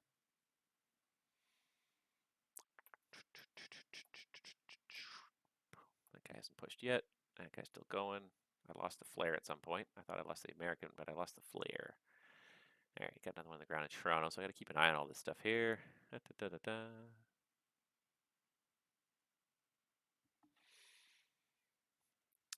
All right. Toronto Center, good afternoon. Gravity 2406, level 320. Gravity 2406, Toronto Center, good day.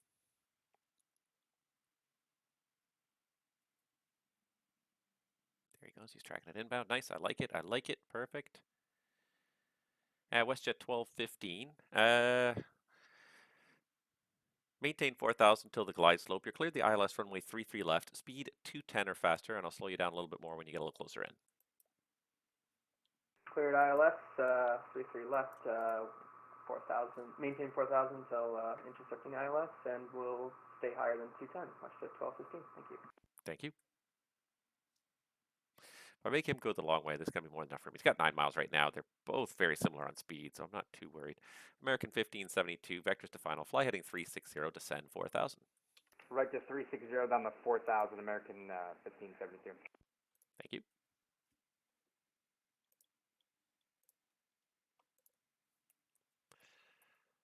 All right, now who's he sending me?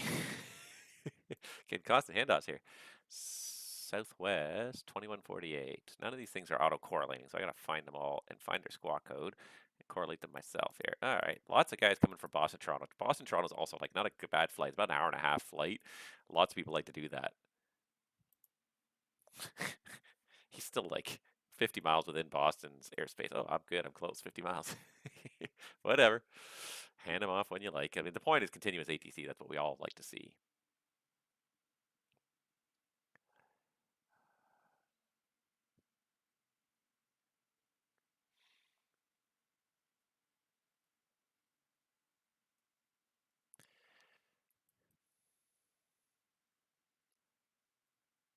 WestJet 1215, speed 170 or faster.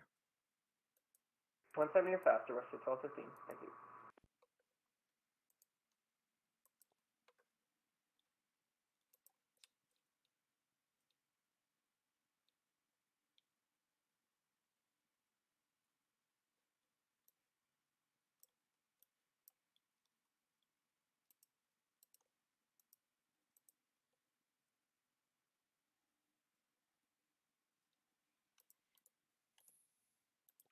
American 1572 on the present heading, intercept localizer, cleared the ILS 33 left, not below 4,000 till established on the glide slope, and speed 210 or less.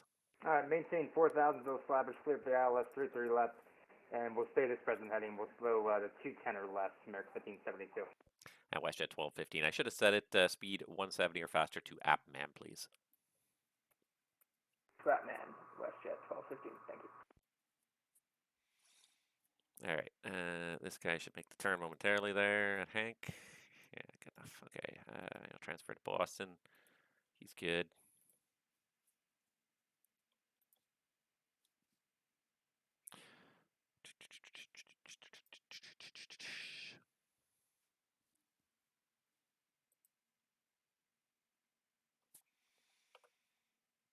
All right, let's see here. Who else we got? Air Canada. 111's going to Vancouver. What am I doing there? Clicking the wrong field. Doesn't help anybody if I click the wrong field. All right, that's all good. Yep. All right, now this guy is 411, so that's Ottawa, Montreal. Air Canada 411, radio check. Air Canada 411, Toronto, read you 5. Roger, thanks, sir. ExecJet 906 Sierra, contact Boston Center now, 134.7. G'day. 134.7 for ExecJet 96 Sierra. Thanks for the ATC service. Have a good night. Bye-bye. Toronto Center, good evening, Southwest 2148, flight level 320. Southwest 2148, Toronto, good afternoon.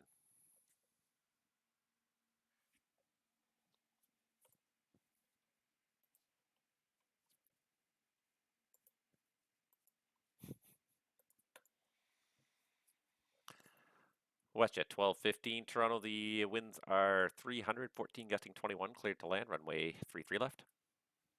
Clear land, 33 left, WestJet 1215, thank you. Delta 5380, contact Boston Center now, 134.7. G'day. Roger, Boston now, 134.7, Delta 5380, good night. Gravity 2406, Toronto, when ready, descend, flight level 290. Saigon level 2406. Gravity 2406, when ready, descend, flight level 290. When ready, level 290, gravity 2406.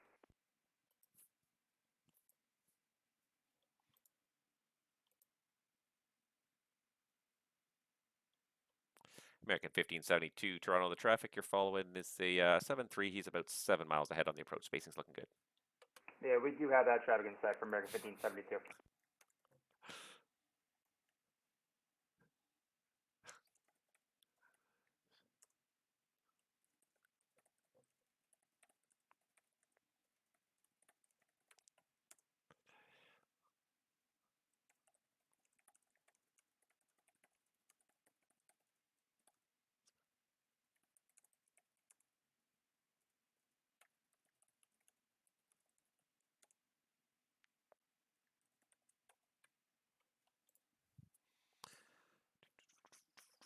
All right, so he's cleared to land. Just chatting with the Boston controller because I know who he is.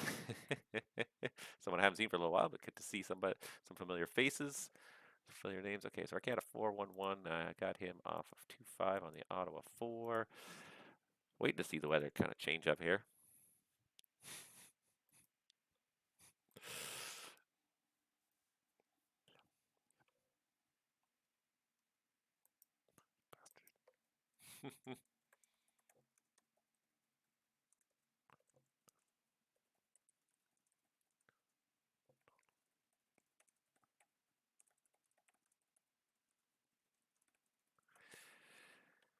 Gravity 2406, Toronto, when ready to send 17,000.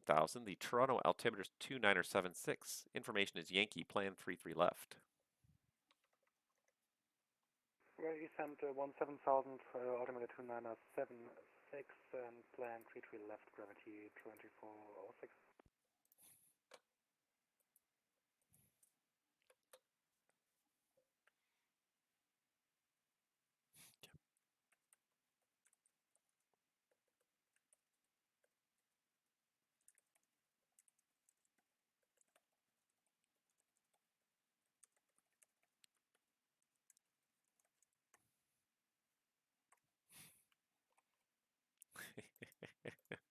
Oh, griping. I'm just griping. Romanito has a question. Can we speak French in Quebec? I don't know. Can you? Yes. No, I'm sorry. That was very. That was a very bad answer. Yes, absolutely. In the real world, yes. In the real world, Quebec is one of the only ATC systems in the world that is required to be bilingual. Truly required, 100% legally required to be bilingual, which is odd because nowhere else really requires it. Most of the places they do speak the local language and they will kind of do it, but to actually to actually do it, like to actually officially sanction it and require that the controllers all speak it is a bit unusual. But yes, in the real world that is the case, and absolutely the case here on Batsum as well. Almost all the controllers in the Montreal FIR are bilingual. WestJet 1215, welcome to Toronto. Right turn at the end, and when you're able, say your gate. Right turn, and we're going to C32. American 1572, the Toronto winds 315, gusting 24, traffic's vacating at the end. You clear to land, runway 33 left. Clear land 33 left, and we're going to Bravo 14. American 1572. Bravo 14, copy, thank you. And sorry, WestJet 1215, you said Charlie 32, correct? Roger.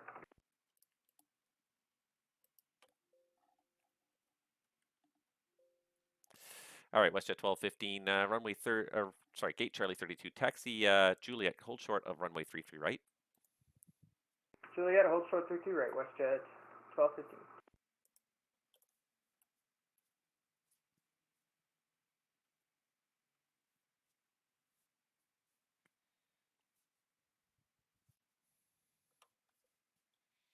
I don't know why it's not automatically assigning these runways in the departure fields or in the arrival fields here, but let's assign them here because that'll help.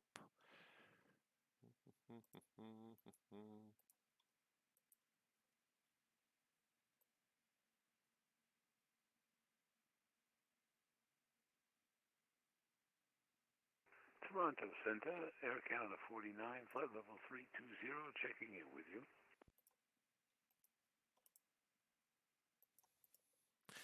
Air Canada, sorry, that was Air Canada 49? Affirmative. Air Canada 49, flight level 320, welcome aboard. Thank you, sir.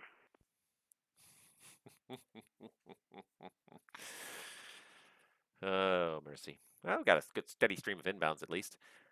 Yes, you can absolutely. Most ATC is bilingual. Pretty much all the controllers in the Quebec FIR are fully bilingual. Occasionally you'll get a guest that may not be, but almost everybody's fully bilingual.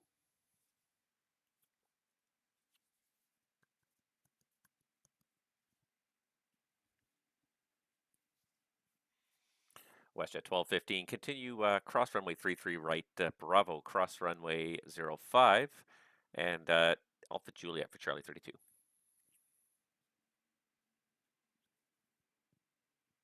Class 23 right, Bravo, cross 23.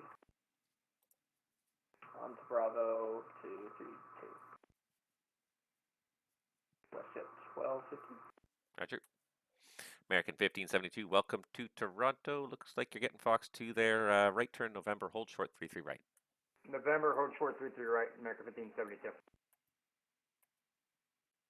It looks like WestJet 615's on the push. It's only been like Air a Canada 442, taxi. Air Canada 442 Toronto, just make sure the transponder's on, please.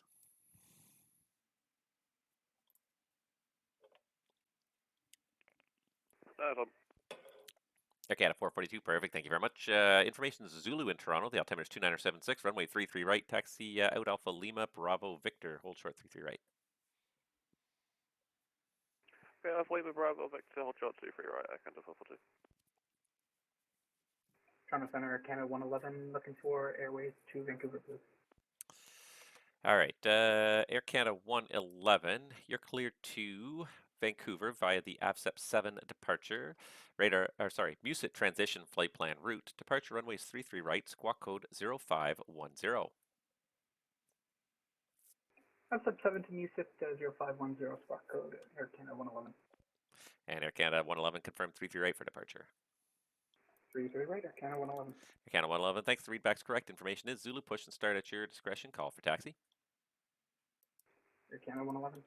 American 1572, continue across runway 33 right, right turn on Bravo and Alpha Tango for Bravo 14. Alright, cross 33 right at November, then right turn on Bravo, and left on Alpha Tango into the gate for American 1572. Appreciate the service tonight, thanks. No problem. WestJet 1215, give way to an American, let's see here. He's a 320, just joining Bravo ahead of you at November. Roger, will give way, WestJet 1215. Thank you. Gravity 2406 Toronto, continue to descent 7,000. 7,000, Gravity 2406.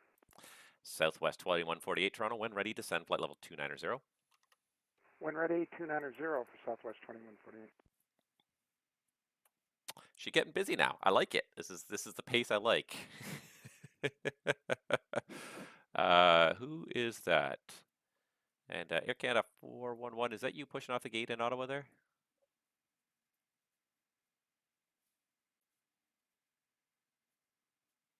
Oh shoot! And then I got this guy here.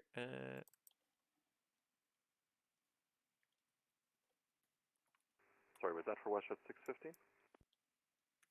WestJet 615 negative.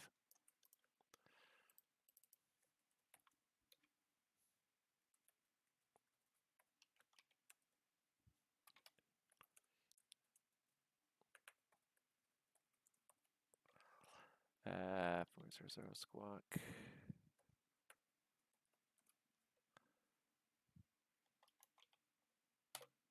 Got to do a handoff, but it's a manual handoff.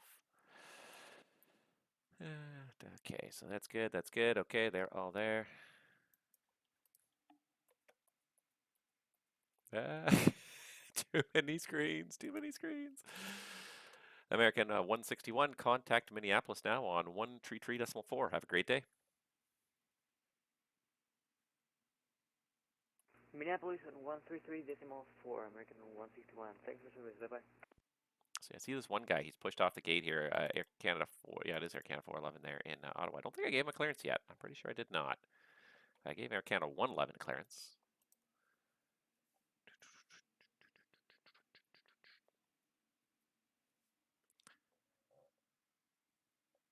All right, we'll keep an eye on this guy. If he starts taxing, he starts taxing. And I got to remember, WestJet 615 is going 32. He's not going 25 because I'm going to try and clear him to 25, and it's not going to be appropriate. So, a good steady stream of arrivals here though now. This is good because probably about another half an hour we're gonna probably pull the plug in the stream. Center WestJet 615, request taxi. Well, WestJet 615, Toronto. The Ottawa winds are 310 at 9er, and the altimeter is 29067. Runway 32, taxi Echo, cross runway 25, and hold short 32. Okay, 32, Echo cross 25, hold short 32, altimeter 29067, WestJet 615. Southwest 2148, Toronto, when ready, descend 17,000. The Toronto altimeter is 29076. Information is Zulu 33 left for arrivals. Roger, we got Zulu 29076, descend 17,000. When ready, so Southwest 2148. Gravity 2406. I just want to be sure, because I did mark it down here. I did assign you 33 left for arrival. Hey, from 33 left. Thank you.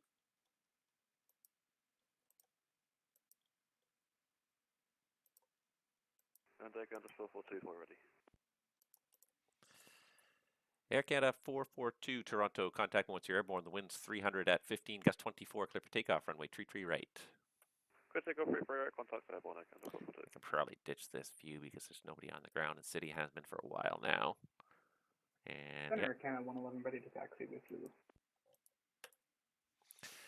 Air Canada 111, Toronto. Information is Zulu, runways 33 left, and the correction 33 right, altimeter 29076. Taxi out Alpha Lima, Bravo Victor, short of 33 right. Alpha Lima, Bravo Victor, hold short 33 right, Air Canada 111. WestJet 615, Toronto. There's Air Canada 737 off at your left side there. Not talking to him, just trying to get a hold of him. I think he's stopped moving now, so you could probably continue Echo. Just keep an eye out for him until I get a hold of him.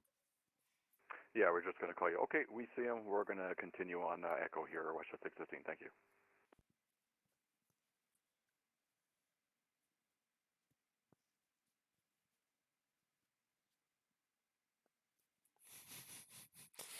Trying to sneak past me. A little busier. Nice. Looking forward to becoming VADS in control. Kind of wish I had one real life, but I got the computer way back then. It pays it pretty well. Yeah. Well, ATC also pays the bills pretty well. If there's a job you want to get into, if you really enjoy it, that's another job that it will pay the bills well. Air Canada 49 Heavy, Toronto, when ready, descend flight level 290.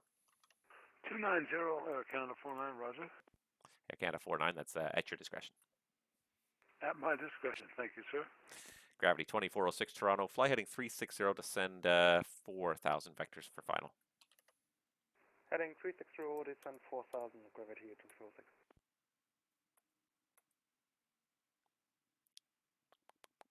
Because I swear he called me for a radio check too, Air Canada 411. So that's why I kind of wasn't too on my guard about him. But then I did see him push back. I'm like, if he's pushed back without calling me, he's probably going to start taxiing without calling me. It's almost like I've seen this before, especially at Ottawa. Ottawa's just that weird one because it's technically part of Montreal, but Montreal has ceded control of it to Toronto when they're not online, and they're not online. So we get that a lot where people are like, oh, it's uncontrolled because it looks like it on my bat spy chart, but then, and that's why I have to like constantly scroll into that ground view and make sure people are not doing things they're not supposed to there.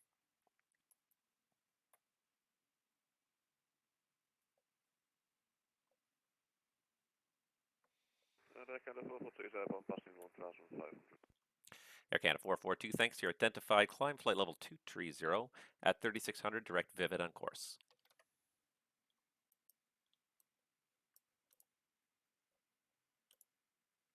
Okay, up to 230, passing 3600 direct Vivid on course, Air Canada 442.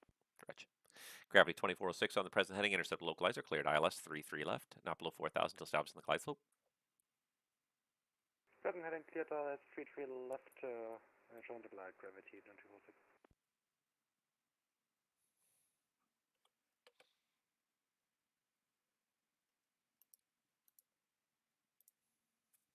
Senator, good afternoon. Air Canada 411, sir. We're stopped at the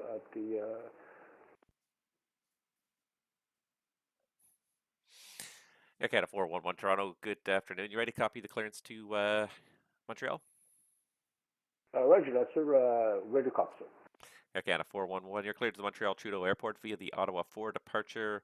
Radar vectors to Avon flight plan route. Departure runway is 25, squawk code 0576.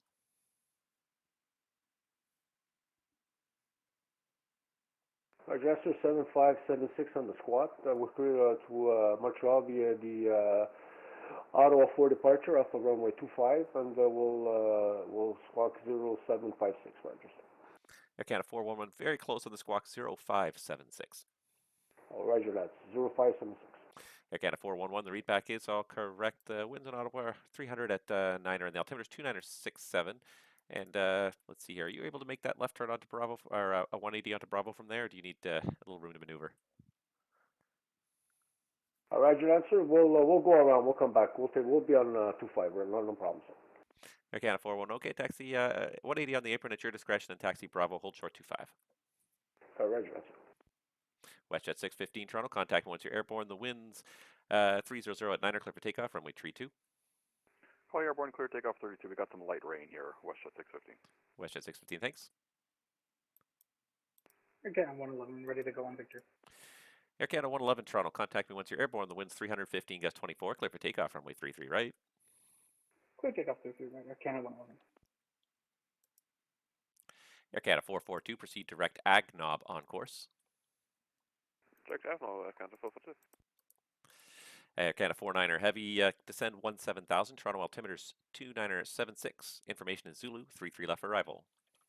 Zulu on board, descending 17,000. Air Canada 49.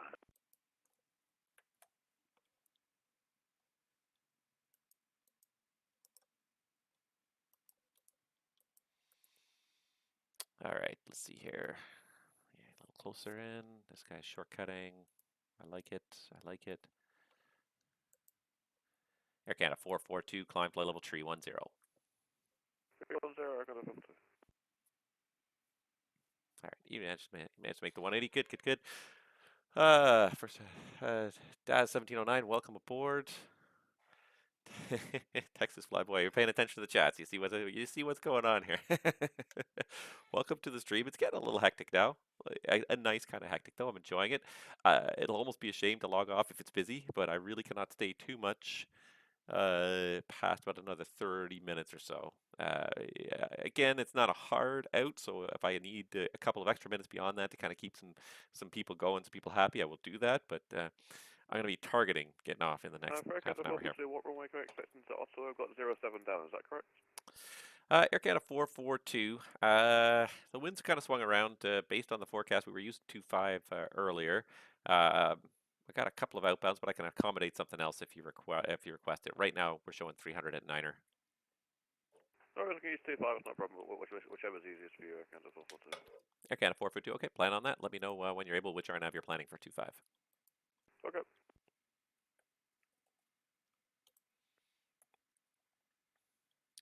Center Air Canada 111 passing 1,900. Air Canada 111, thank you. Identified. Continue climb. Flight level 230. 230 Air Canada 111. Got a couple more on the ground here. Bertle 7 up to Quebec. Good evening, Toronto Center, Rouge. Just the one I clicked. 17904, request IFR clearance to Quebec City.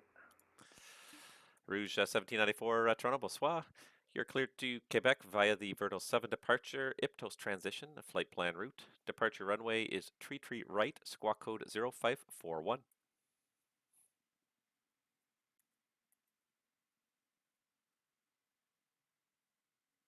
Clear to Quebec City via the Vertel 7 and Iptos, expecting runway 33 right for departure, squawk 0541 for Air Canada Rouge 1794. Rouge 1794, your readback is correct. Information, Zulu's current pushback startup at your discretion. Call for taxi.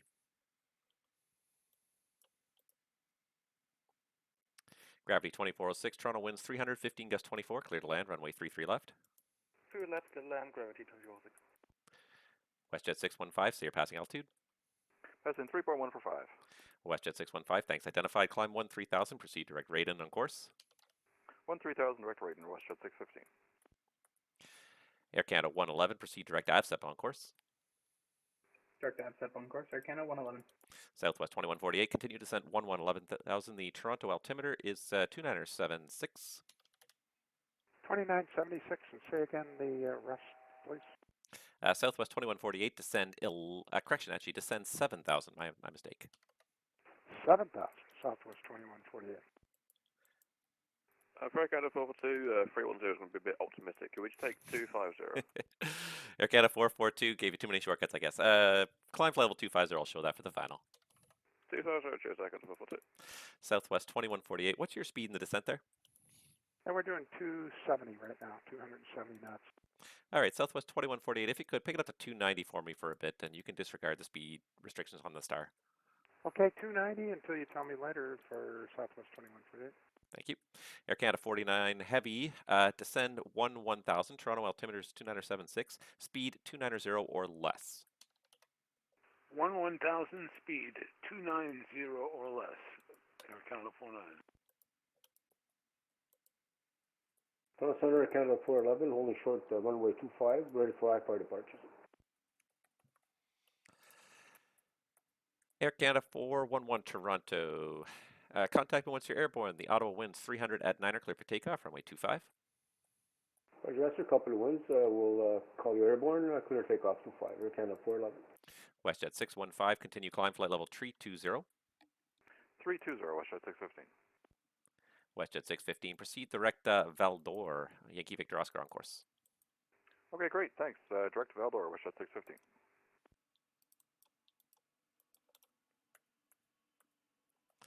Air Canada 111, continue climb flight level 320. Flight level 320, Air Canada 111. Air Canada 49er Heavy, descend 7,000. 7,000 feet, Air Canada 49 Heavy. Whew. Toronto WestJet 328, requesting IFR to St. John. Oh, WestJet 328 Toronto, good day. You're cleared to St. John's via the Verto 7 departure.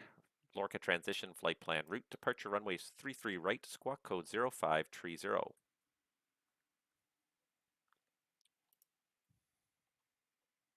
Cleared the Verto 7 departure via 33 right, squawk 0530, WestJet 328.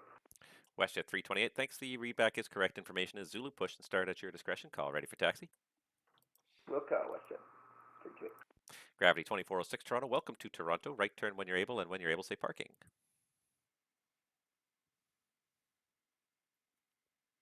Gravity into 2406, turning right, Foxtrot through, and please assign me any parking. Where did he come Toronto Center, Canada 411, passing 2,800, runway heading. Air Canada 411 Toronto, good day. Identified, continue climb 13,000. Turn left direct Avon on course. Roger that, sir. Clear 13,000, direct Avon. Of course, Canada 411. All right, Gravity 2406, turn right on November. Hold short 33 right. I'm going to give you a transporter parking here. We'll call it Bravo 13. But for now, November short 33 right. November short 33 right, Gravity 2406. I know I'm zapping through these screens so quickly. You guys are probably getting dizzy watching it, but you know, when you're in the zone, you're just trying to take in information as quickly as you can here to try and make sure everything's happening in an expeditious way. Air Canada 442, proceed direct Kennick. Direct Kennick, Air Canada 442. South. Disregard. Air Canada 411, continue the climb at 17,000.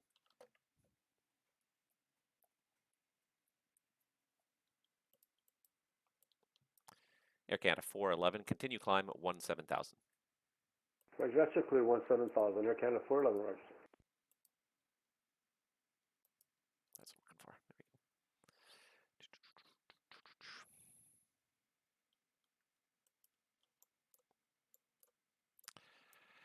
WestJet 615 Toronto. You're going to be leaving my airspace now to the north to go in Montreal's airspace. You will come back to my space eventually, so I'm going to keep you on my frequency even though you're outside my space. If I see Montreal come online, I'll send you over there. Okay, no problem. Thanks for the information. We'll stick with you for now, WestJet 615. Thank you.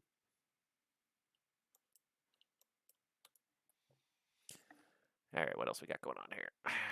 Southwest 2148 Toronto, descend 4,000, fly heading 360 vectors to final. 360 down to 4,000 for vectors, Southwest 2148. Gravity 2406, continue across runway 33 right, right turn on Bravo, left on Alpha Tango for Bravo 13. Clip 3 right, right Bravo, left Alpha Tango, Bravo 13, Gravity 2406. Cool. Slowly getting through this onslaught of airplanes. It's actually working out quite well. There's going to be a little bit of a lull here in the next little while. All right. Don't just hate that four-letter word most times when it gets in the way of everyone. When I'm streaming, I try to avoid the four-letter words because if you when you're posting on YouTube, the advertisers don't like when you use bad words. So I try to avoid the bad words whenever I can. But yeah, I do feel the need to say them sometimes. Sometimes things get to you, and you're like, I really don't need that. At Southwest 2148, let's make it speed 210 knots or faster for now, please. 210, Southwest 2148. And you want 210 or faster, is that what you said? Southwest 2148, affirmative. Okay, we can keep it up for a while here. Yeah, not a problem. The traffic's actually not too close behind you. I was getting worried there, but it's working out quite nicely. Southwest 2148 on that heading intercept the localizer. You're cleared ILS 33 left, not below 4,000 until the glide slope. Okay, on this heading, we're join the localizer 4,000 until we intercept the glide slope, clear for the approach, Southwest 2148. Air Canada 411, just to confirm, you are direct Avon, is that correct? He's just Right, sure. Direct Avon, Air Canada 411. We're returning just towards right now. Perfect, thank you. Damn, how many airports? Yeah, I got like I got too many airports on the go, but it's good. It's my mistakes.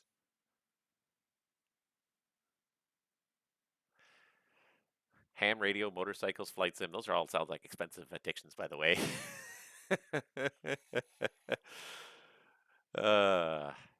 Is it S3 rating?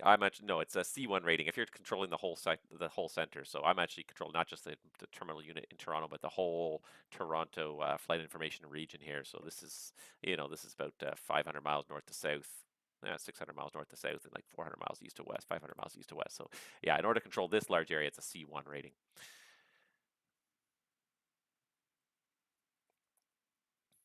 And Air Canada 442 for descent. Air Canada 442, Roger, runway 25 in Ottawa. When ready, descend 8,000. Ottawa altimeters 2967. Today, I was making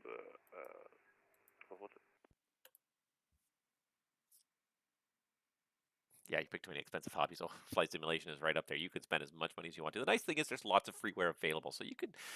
and even just the default sim itself, like Microsoft Flight Simulator is not bad. It's not great. Don't get me wrong. A lot of the more advanced default airplanes suck, but like you can go around and bomb around the 172 in Microsoft Flight Simulator, and you can have a grand old time bombing around in some of those lighter piston airplanes without spending oodles of cash. That's kind of the nice thing is that you can kind of spend what you like. Like it really is nice to have a yoke and throttle quadrant, rudder pedals. It really adds to the experience. I can't believe I went as long as I did without them. Air Canada 49er Heavy, fly heading 360 to send 4,000 vectors to final. 360, 4,000 feet, Air Canada 49.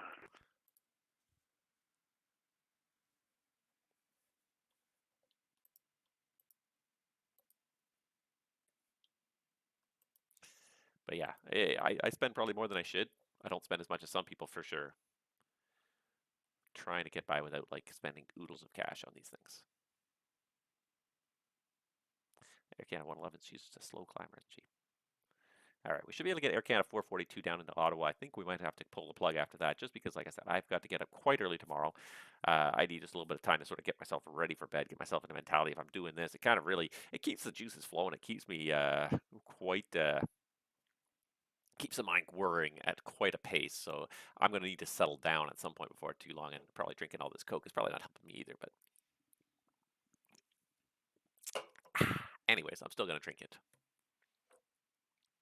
And then wonder why I can't sleep in an hour. Ground Center Westjet 328 ready to taxi, runway 33 right. Westjet 328 Toronto, runway 33 right. The information is Zulu, and the altimeter is 2976. Let's see here. Right turn out off a Kilo, Bravo, and Victor, hold short 33 right. Taxi 33 right via Kilo, Bravo, Victor, hold short 33 right. Information Zulu, active. Altimeter tune 976, Westjet 328. Gretch.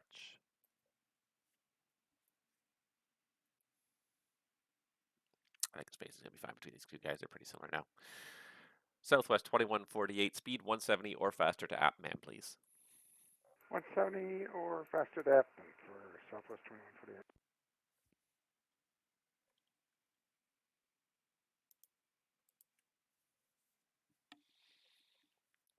Got to learn to fly the planes. Yeah, I mean, at the end of the day, like, if you're new to flight simming and you want to learn to fly the simpler stuff first. Don't get yourself into an airliner because the airliners are quite complicated. Yes, there's a good, substantial autopilot in them, but learning to manage it and manage the speeds. Jet airplanes are inherently slippery airplanes. They're designed to go fast. They're not designed to slow down. So you can get yourself in trouble pretty easily flying jets. So there's a reason why we don't learn to fly jets initially when we're doing flight training. Learn to fly some of the simpler airplanes. Learn to fly a Cessna 172, a Cirrus, any of those airplanes initially. Planes that go at a slower pace, so you have more time to think about what you're doing. Learn to fly those. Don't go for anything crazy ambitious. Learn to fly the basics. Learn to be happy on the comfortable on the radio. Air Canada 49er Heavy on that heading intercept the localizer. Clear the ILS runway 33 left, not below 4,000 till the glide slope. Looking for the localizer, maintaining 4,000 till clear to the glide slope, Air Canada 49. Close enough. I think you understood. Air Canada 411 Toronto, you're leaving my airspace to the east. Montreal is not online. Switch the en route frequency. Surveillance service terminates. Have yourself a great night. Roger, Toronto, thanks for the services. We'll monitor the com. Air Canada 411, have a good night. Good night. Too many choices. It's like a kid at a candy store gets sick from eating too much. Yeah, I'm trying to stay with one or yes, exactly. And I'm the same way. Like I've just got the PMDG 737. When it came out like 3 weeks ago, and I'm loving that airplane. And now I'm contemplating already buying the Phoenix 320 because it looks like such a fantastic airplane. It's like I'm kind of torn between the two. Southwest 2148 Toronto. The wind's 315, gusting 24. Clear to land. Runway 33 left. Clear to land for Southwest 2148. Air Canada 49 Heavy Toronto. The spacing's looking good. Speed your discretion. Speed at my discretion, Air Canada 49. Thank you, sir. Yeah, and I too tend to go back to my couple favorites. So the 172 is a really nice airplane at Microsoft Flight Simulator because it does have an autopilot that works. So if you're getting a little overwhelmed and you're trying to do stuff, it does have an autopilot that works. It is a little more simplistic than like an FMS airliner autopilot, but it does work. And the same with most of the airplanes. There's only a handful of airplanes that don't really have working autopilots. The 150, the Piper Cub. So you can still use an airplane that has an autopilot, but you don't have to use something that's crazy busy. And it's easier on yourself if you're not going faster than you can think. And then as you slowly get more comfortable with the whole idea of aviating and navigating, communicating, all those things, you can start picking up the pace in faster airplanes. But jets, they're not hard to fly per se, but they just require more planning than a smaller aircraft. They won't slow down and go down easily. So you need to have your descents and your deceleration points planned out well in advance and err on the side of being a little bit slow sometimes. So that is the thing, like I think a lot of people sort of underestimate about the jets. It's not that they're hard to fly per se, but there's a lot about energy management. How do I manage the airplane? You can't slow down more than a given rate, so you have to be ready for that. WestJet 328 Toronto, line up, runway 33 right. Climb 33 right, WestJet 328, thank you. So yeah, and especially when you do get into more complicated airplanes, absolutely. There's a reason. 615, request flight level 340. WestJet 615 Toronto, that's approved. Climb flight level 340.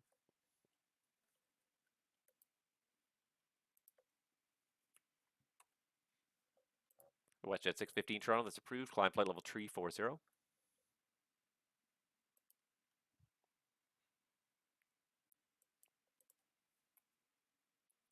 I lost him. Damn it. Oh well. And there's a reason why, like at all airlines, pilots are only trained on one type of airplane. Because Cross center WestJet 328, ready to go, runway 33 right. WestJet 328 Toronto, contact once you're airborne. The wind's 315, gust 24, clear for takeoff, runway 33 right. Clear for takeoff 33 right, WestJet 328, thank you.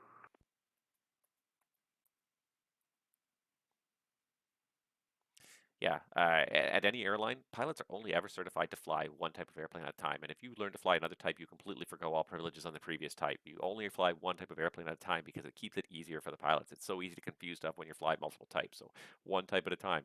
The airliners are very complicated machines. Learning to fly them and fly them well takes a lot of study, a lot of effort. You can't remember all of them. Southwest 2148 Toronto.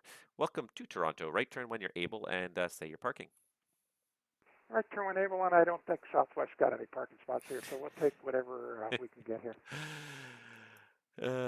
Yep, don't believe I've ever seen Southwest Toronto before, but that's all right. We love everybody in Canada. Turn right, Fox 4, taxi November, short 33 right, Southwest 2148. November short 33 right for Southwest 2148. And Southwest 2148 for your planning, it's going to be gate Bravo 15. 15, Southwest 2148.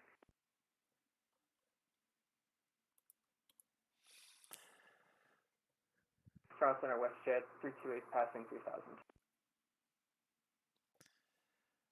WestJet 328 Toronto. Stand by.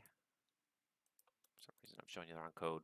For some reason I'm showing you the wrong code here. WestJet 328. Actually, no, disregard. That's got it. WestJet 328 identified. Continue climb 7000. 7000 WestJet 328, thank you. Air Canada 49er heavy. Winds 300 at 15, gust 24. Clear to land. Runway 33 left. Clear to land, 33 left. Air Canada 49, roger. WestJet 328. Turn right, direct Verdo on course and climb flight level 230. Verdo on course 230, WestJet 328, thank you. I flash through these screens so quick, and it kind of every once in a while, it kind of catches my eye on my streaming software. It's like. And for Southwest 2148, is taxiway hotel okay up to 33 right? Yeah, sorry, Southwest 2148, and yeah, traffic's gone now. So Southwest 2148, cross runway 33 right, right on Bravo, left Alpha Tango for Bravo 15. Okay, we're clear to cross 33 right, right on Bravo, left Alpha Tango for Southwest 2148, and thank you for the help tonight. Very nice job, by the way. Thank you. You guys hear that? 5 stars? 5 stars on Yelp. If you're enjoying the Cessna Longitude, may I suggest that there is a great freeware add-on. And Senator, just to confirm, 250 knots below 10,000 in Canada as well, correct? Southwest 2148, affirmative. We have the exact same rule. And if I ask you to go faster, it's generally implied, I think, just like in the U.S., that at 10,000 you will slow to that 250 knots. Correct. Yeah, that's the rule in the U.S. Yeah, same thing here for that one at least.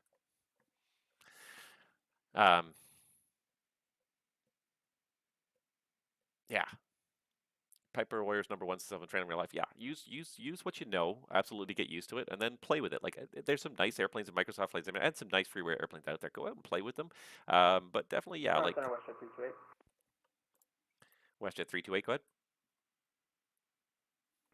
Is it possible for us to just set 370 and go AFK?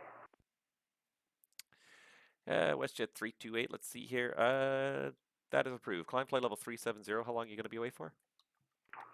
10, 20 minutes. WestJet 328. That's approved. Let me know when you're back, please. Roger, thank you very much.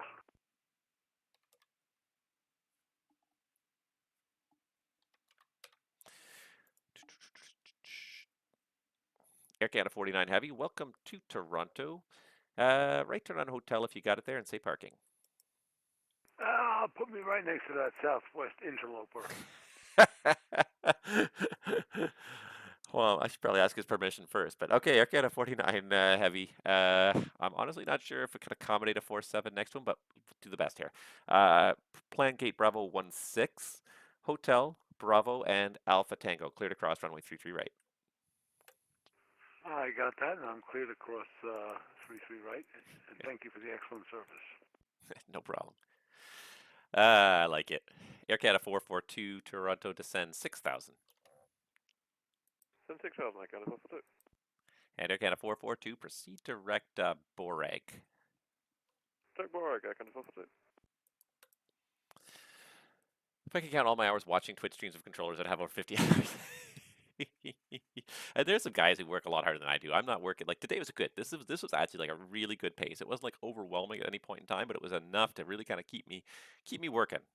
But it was not overwhelming at any point in time. So I'd say today was a really good pace overall. So it's kind of petering out now. Traffic's kind of dropping out, which is kind of good because I'm gonna wrap this up in the next little while here. But it's been a good overall pace all day. And 2148, okay if we park on the left side over here? It looks like there's no traffic here. Yep, Southwest 2148, that's fine. Just gonna make your passengers walk further back to the terminal. Yeah, that's fine.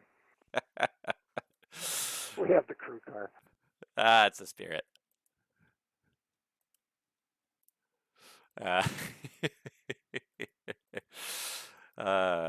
enjoy this here. All right. Yeah. I don't work nearly as hard as like some of the American sectors. Like as soon as they get online, like Boston is one. Like Evan has been working probably his like crazy there down in Boston. They get 5 to 10 times many airplanes as we ever seem to get in Canada. And I try not to be bitter about it. It's not so much bitterness. It's just jealousy. It's just downright jealousy. I just wish we sometimes had the level of traffic where that just doesn't stop with them.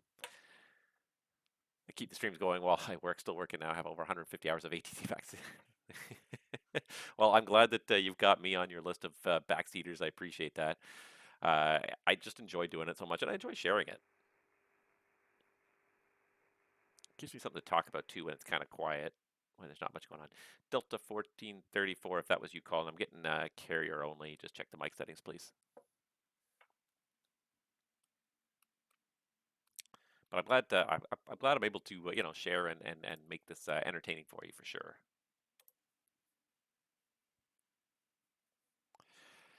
Yeah, I don't think I'm going to get these last two departures out of Toronto.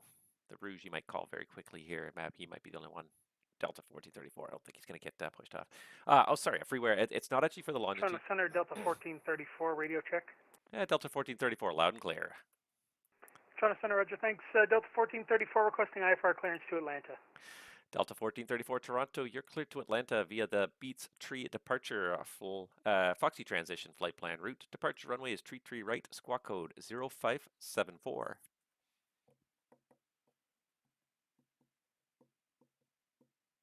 Roger, cleared to Atlanta via the Bets 3 departure Foxy transition off of 33 right and 0574 for the squawk, Delta 1434. Delta 1434, that readback is all correct. And information Zulu's current, push and start at your discretion. Call ready for taxi. Call for taxi, Delta 1434. Yeah, so I was mentioning, not for the longitude, but for the CJ4. But if you haven't seen it, the working title has created a mod for the CJ4 that just improves upon the base package, so it makes the FMS much more realistic. It makes it very interactive. And Air Canada 442, I can't remember if you ever said it. You're looking for the Zulu or the Yankee to 25? Currently we have the Yankee for 25 I kind of thought it. Air Canada 442, perfect. Descend 6,000 and you're cleared Ottawa Airport. Rnav Yankee, runway 25, Boreg transition. 6 on cleared Rnav Yankee, Borg transition I kind of thought it. Yeah, the working title CJ4. It takes the base airplane, but it doesn't do so much with like the external modeling, but it really tweaks the systems. It makes the switches. It's not a hugely systems in-depth aircraft yet, but I feel like they're kind of moving that way. But it moves. It definitely, what am I trying to say here? It definitely improves the switches are a little more realistic. One thing it does do is it does definitely improve the fuel burn. The fuel burn in the default airplane was just horrendously out of whack. It makes a much more realistic fuel burn, so your flight plans are going to be a lot more sensible with the CJ4, and it has a very useful FMS. It's not fully, totally 100% functional, but it does a lot of the stuff you're supposed to do. You can go direct, you can change the flight plan on the fly, you can type up a whole flight plan, you can put in your takeoff weight and the temperature and everything. It'll give you takeoff speeds and landing speeds. It's not like a full formed FMS, but it takes like that default FMS and it pushes it way up a notch to the point where it's totally usable for the online networks. I really like flying that CJ4. When I fly my FS economy flights, if I don't fly one of the airplanes I own in FS economy, I fly the CJ4. It's a good quick money maker, especially if you're working FS economy. You can do a good flight. You can do like an 800-mile flight in like 2 hours. They're not cheap to rent, but it'll cost you like $3,000 or $4,000 to rent that. But like an 800-mile flight can net you like if you're looking around, can net you like easily $15,000 to $20,000. Well, you can gross $15,000 or $20,000, and it'll net you like $10,000 even after you've paid like $4,000 or $5,000 to rent and put fuel in and everything. So I think the CJ4, the working title edition of the CJ4, really good. Yeah, if I don't think they've done anything for the Longitude. I don't know if they're planning to, but it really makes the CJ4.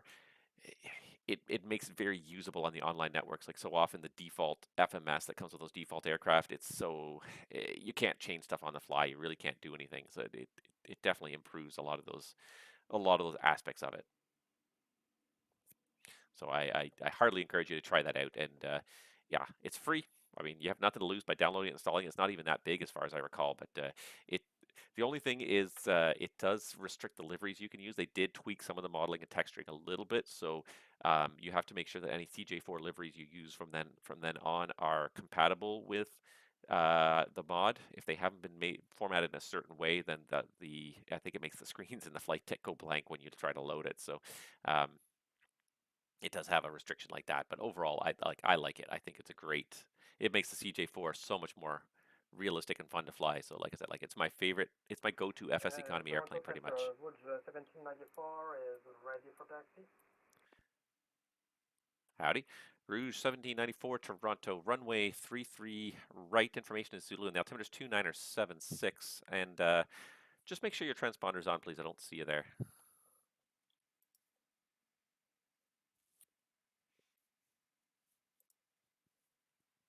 And Air Canada 442, just got a quick question. Sorry, Air Canada 442, say again? Just got a quick question when you're ready. Yeah, go ahead. So, because we charter for make evacuate, from Carib, do you give us vectors or do we just do like a 180? Yeah, Air Canada 442, if you're on the Rnav Yankee, it should have a curved a radius to fix arc leg there to final. It does, yeah. I'll just make sure you also follow that Air Canada 442. Yep, that's the one. Okay, for Rouge 1794, you see me now as a mode Charlie. Rouge 1794, affirmative. Thank you very much for the mode Charlie. Runway 33 right, the information is Zulu, and the altimeter is 2976. Taxi out Alpha Kilo, Bravo, and Victor, short 33 right. Alpha Kilo, Victor and Bravo, short of 33 right. Rouge 1794.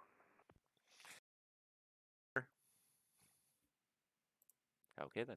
Just thought I'd ask because I'm going to head out anyways in a little bit. Okay, fair. Thought I'd offer. What are you going to hop on as then?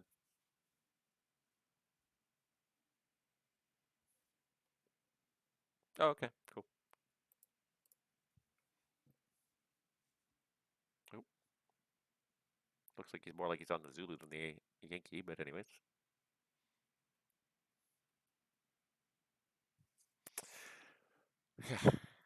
Yeah, I love FS Economy personally.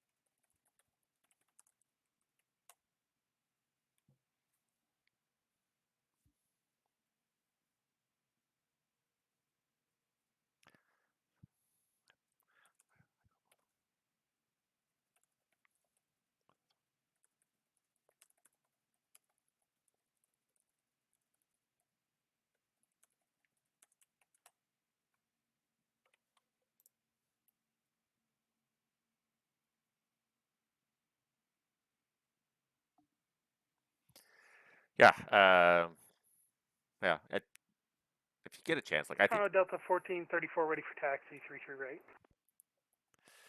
Delta 1434 Toronto runway 33 right of race Zulu, and the altimeter is 2976, and I don't see it there. I think I see it, but just make sure the transponder's on for me, please.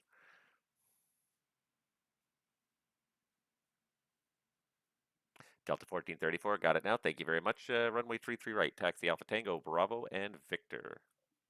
Alpha Tango Bravo Victor, Delta 1434. Air Canada 442 Toronto. The winds are, let's see, Ottawa winds are 300 at 9er. You're clear to land, runway 25. Go on 25, I got to 442. All right, this guy lucked out. He got the full wall-to-wall ATC from departure to destination. I'm going to get these two guys just taxiing out off the ground, and then that's going to be it for me. I'm going to pull the plug and head out because, yeah, as much as I enjoy doing this, I know what time I have to get up tomorrow. I have to start winding my brain down. And if I just stay on here, it's just going to be one more airplane, one more guy. Oh, he's just on final. Oh, he's just on coming in. This is going to be like a perfect opportunity to kind of get out. I really don't have too much exciting happening on. I've got one guy landing.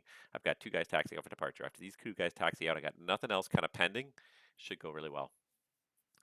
All right, come on, Rouge, keep moving, keep moving.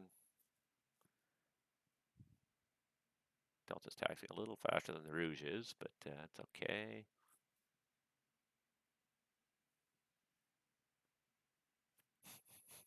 As they say, Chicago rules. Whoever's there first gets to go first. Center Air Canada 111 request. Air Canada 111, go ahead. Hey, mind if I go AFK for about 10 minutes, or I'll just take an early termination here. Yeah, Air Canada 111, I'm probably going to be heading out within that 10 minutes, so you can switch to the en route frequency. Surveillance service terminates. Have yourself a great rest of the night. We'll see you next time. You as well. Over to 122.8, Air Canada 111. Good night. Good night. All right. Rouge is definitely in front of him, so he knows to go that way. And that's basically it. Like, I've got one guy en route. I got the WestJet. He went AFK as well, so I don't know if he's going to be back in the next few minutes. Fuji with Fudge Raid. Yay! Chewy Nuts is raiding with a party of 8. Hey guys, welcome aboard. I hate to do this, but I am getting ready to pull the plug in about 10 minutes, but stick around for the next 10 minutes anyways. Thank you guys for watching. I appreciate it. Welcome aboard. Not much is going on. It was busy about half an hour. WestJet 328 back.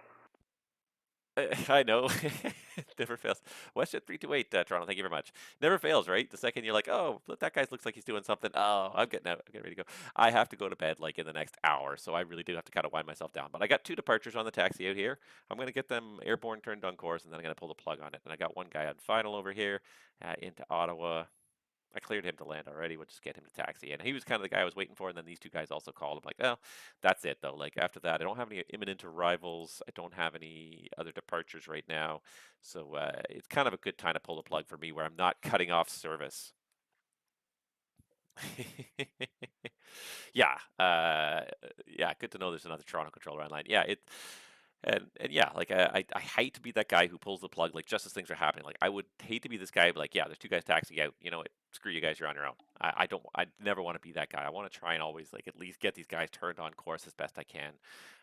So since I can see like the pause coming up, I'm gonna wait till the pause happens here.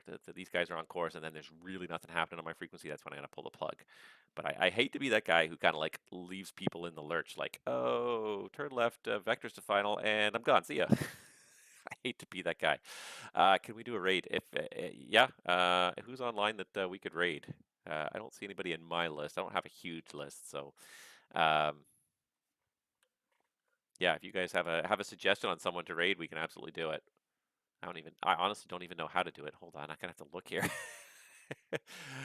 uh, I'm not a very good community member here. I don't even know how to do a raid. Honestly, you have to tell me.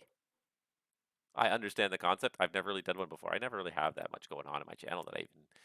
How do I do a raid here? Toronto Center, Route 1794. That's right. I've missed Victor. Is that correct to use the full length of 33 right? Yeah, Route 1794. That's fine. Now you can turn right on Delta. Perfect. Thank you. Turning right on Delta. Route 1794. Oh no, he did a go around. Right, went up. Air Canada 442, Roger. Fly runway heading, maintain 3000 when able. State the reason for the go around. Right, 3000, and yeah, we just plotted 2-1 Gecko to 442. All right, Air Canada 442. The winds are 309. Do you want to come around for another try on 25 there? Yeah, you can try again 2000, no problem, Air Canada 442. Air Canada 442, reaching 3000, turn left, heading at 090. 3000, 090, Air Canada 442. And Rouge 1794, are you ready? Ready for Route 1794. Rouge 1794. Contact me once you're airborne. The wind's 300 at 15 gust 24. Clear for takeoff. Runway 33 right. Clear for takeoff 33 right and contacting when airborne. Route 1794. I don't even. Yeah, sorry.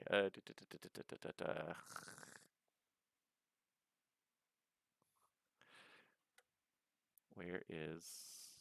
I've lost my chat channel here. I'm sorry, guys. I lost. Where? Oh, there it is. Okay, sorry. Got too much stuff going on here. Sim Caesar's just starting. All right. Yeah. Do you guys want to do it now, or you want to wait like 10 minutes until I pull the plug here?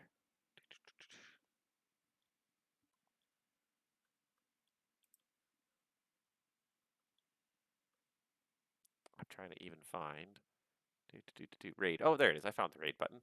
There we go. Haha. I found it. Okay.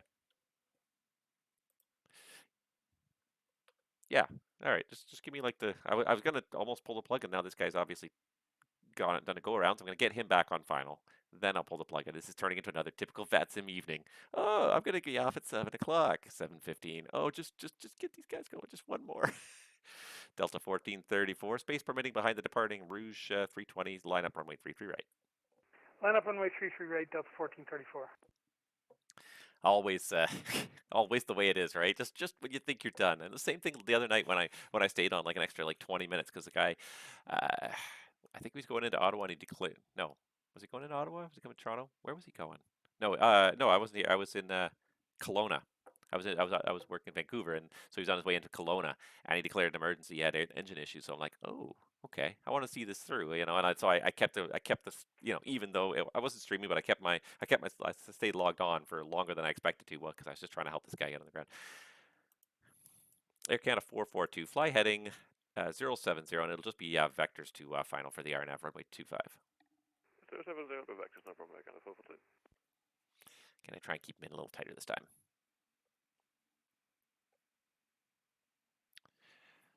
Route 1794, airborne 1200.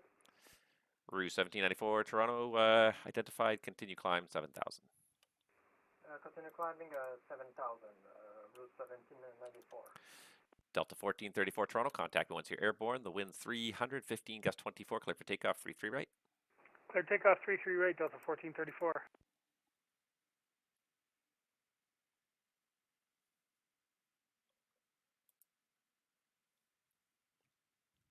Just wait for Rouge to hit the minimum turn height here.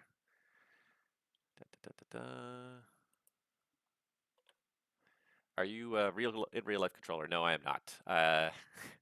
Only for fun. I am an aviator, but yeah, not a controller in the real world. This I just do for fun. This guy's a bit of a slow climber. I feel like he's a bit of a novice, or maybe he's just new to the airplane. He's a little slow to kind of do stuff. I mean, more power to you. Do what you need to do to keep it safe and work at your own pace. Route 1794, turn right direct Verdo on course. Climb flight level 230. Direct Verdo on course. 33. Did you say 330 for Route 1794? Route 1794, flight level 230, 23. Flight level 230 and Verdo, Route 1794.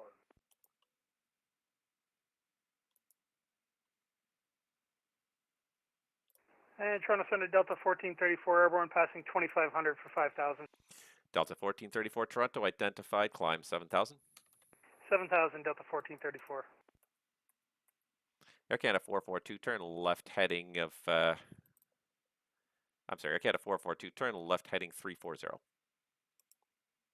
Left turn 340, Air Canada 442. Momentarily stunned for the base turn heading there. Delta 4134, turn left direct Oakville on course. Is that for 1434 direct Oakville? Affirmative, Delta 1434, direct Oakville. Direct Oakville.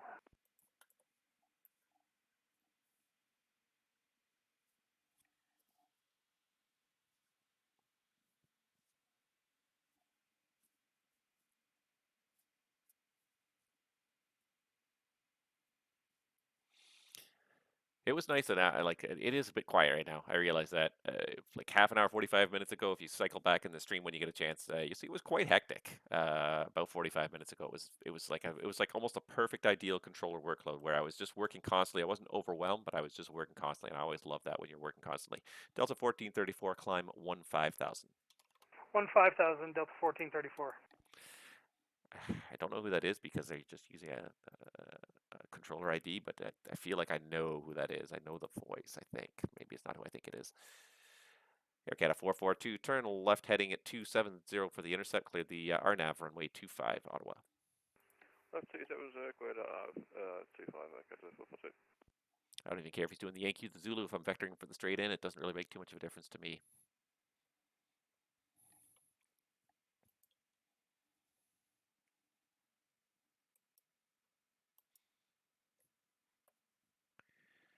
Rouge 1794, Toronto, direct Iptos, climb flight level 370. Iptos and 370, Route 1794. Delta 1434, direct Beats, flight level 230. Beats flight level 230 for Delta 1434.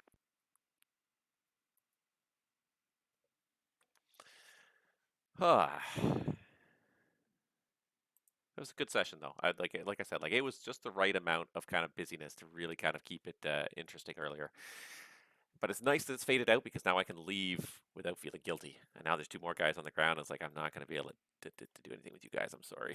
I feel bad, but at the end of the day, I know when I have to go to bed, I have to be kind of starting to get into that mode. So, but I've enjoyed. This was a good session. It was perfect. It was just like I said. Like it was earlier. It was the ideal workload in Toronto. I wasn't even able to keep track of the chat and watch the chat because I was just working just that hard. But yeah, I've seen these guys. Yeah, Jamsheed over in Boston. He'll do a 12-hour stream and it'll be just he's busy the whole time. He never stops. Texas Flyboy, thanks so much for chatting, and yeah, give that working title CJ4 a chance. I think you'll enjoy it. I think you'll it's not that much more than the basic MSFS one, but it's just enough to the FMS to really make it a nice usable airplane. Grab the checklist they have there for it on their website, and you can follow the checklist. It's really kind of fun to operate that airplane. Air Canada 442, the Ottawa winds 300 at 9, clear to land, runway 25. 125, we get down this time, Air Canada 442. Delta 1434, continue climb, flight level 360. Flight level 360, Delta 1434. All right. WestJet 328 Toronto, you're about to leave my airspace to the east. Montreal's not online. Switch to the en route frequency. Surveillance service terminates. Have yourself a great night. Over to Unicom. Thanks for the great ATC. Have a good night. Good night. Just get this Air Canada 442 to turn off the runway and we'll raid Sim Caesar there. Oh, always just 5 more minutes on VATSIM. 5 more minutes, 10 more minutes. Before you know it, it's been 2 more hours. You're like, I need to go to bed. Oh, VATSIM, how we love thee. Yeah. 12 years and I'm still as addicted to it now as I was when I first started. It's such a compelling little system. And it like I still remember like the first day I ever flew on the VATSIM network. I flew first before I was a controller. I had FSX back in the day installed. I was like, there's no way like there's an ATC network like this. Like I read about it. I'm like, there's no way this exists. Like there's guys who actually log on and they actually have like radar scopes and there's no way they're realistic in their procedures or anything like that. No, it's just a game. They're just going to be a bunch of 12-year-olds or whatever. It's not. I went on there the first time and I was just floored by the level of professionalism with the controllers that I was dealing with. I was like, oh my god, like I can't tell the difference from the real thing. Like how does this network even exist and how did I not know about it for as long as I did? I first came to it in 2010 and been around for quite a while before that. I was like, how did have I never heard about this before? I was just blown away. I still remember that. Like one of those controllers I talked to that very first day, he became a very good friend of mine, and but I was just impressed with his level of professionalism. I'm like, I couldn't tell the difference from a real world controller to hear it initially. Like now, listening up, I could tell, but with some people you can tell, some people you really can't tell. Like some of these guys, there are real life controllers, and some of them are not real life controllers. But boy, they know their stuff, and they sound good. They've got that controller voice down as well. They've got their own little radio voice. It's funny how like everybody has their own radio voice. Like so many people like the voice drops an octave when they start talking on the radio like a controller, so we all sound like Chuck Yeager when we're talking. But it's funny how it was so often we do that. Like I normally talk like way up here, and then I start like on the radio. It's like, oh, I'm gonna sound really cool. I'm gonna, hey, I'm Air Canada 442. Yeah, we're on the Rnav runway 25. Air Canada 442, welcome to Ottawa. Right turn on Echo and taxi apron at your discretion. Have yourself a great night. That's an Echo, apron discretion, Echo, November, cheers. Delta 1434 Toronto. I'm going to be shut down now, so you can switch to the en route frequency. Cleveland's not online either. Have yourself a good rest of the night. Radar service terminates, and yeah, we'll see you next time. Over to 22.8. Thanks very much. See you next time, Rob. Take care. I'm pretty sure I know who that is. Route 1794 Toronto, same for you. We're going to be shutting down now, so your radar surveillance service terminates. Switch the en route frequency and have yourself a great rest of the night. Switching frequency and bonne soirée. Bonne soirée. All right. And if anybody else is on Toronto Centre frequency, Toronto Centre is now closed. Switch to the Unicom 122.8. A very good night to all. All right, guys. Thank you so much for watching. First of all, I just want to say thank you for everybody who watched. I'm glad. I hope you learned something. I hope you had lots of fun. Everyone cool with the Sim Caesar raid now? Let me just type him in here. Make sure he is online here. He's got 120 people. He's got a lot more people than me watching, so he's not even going to notice this. But there you go, guys. Enjoy and have fun. And I hope you guys, if you haven't hit follow, hit it now. Hopefully you'll catch me next time I'm online. Try to do this at least once a week, and I'm going to have probably a flying stream on Saturday morning. All things if everything goes according to plan. So thanks, guys, for watching. Have yourself a great rest of the night. Here's the raid, and we'll see you next time.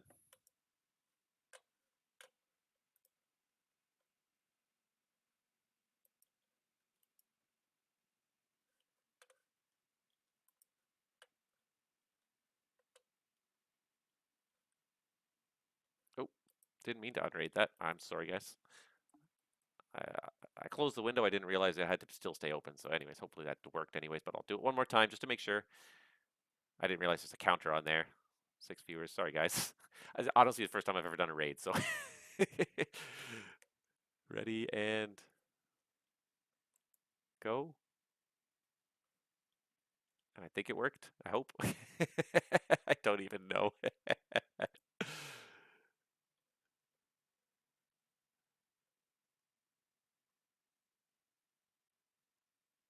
There you go. And that worked. So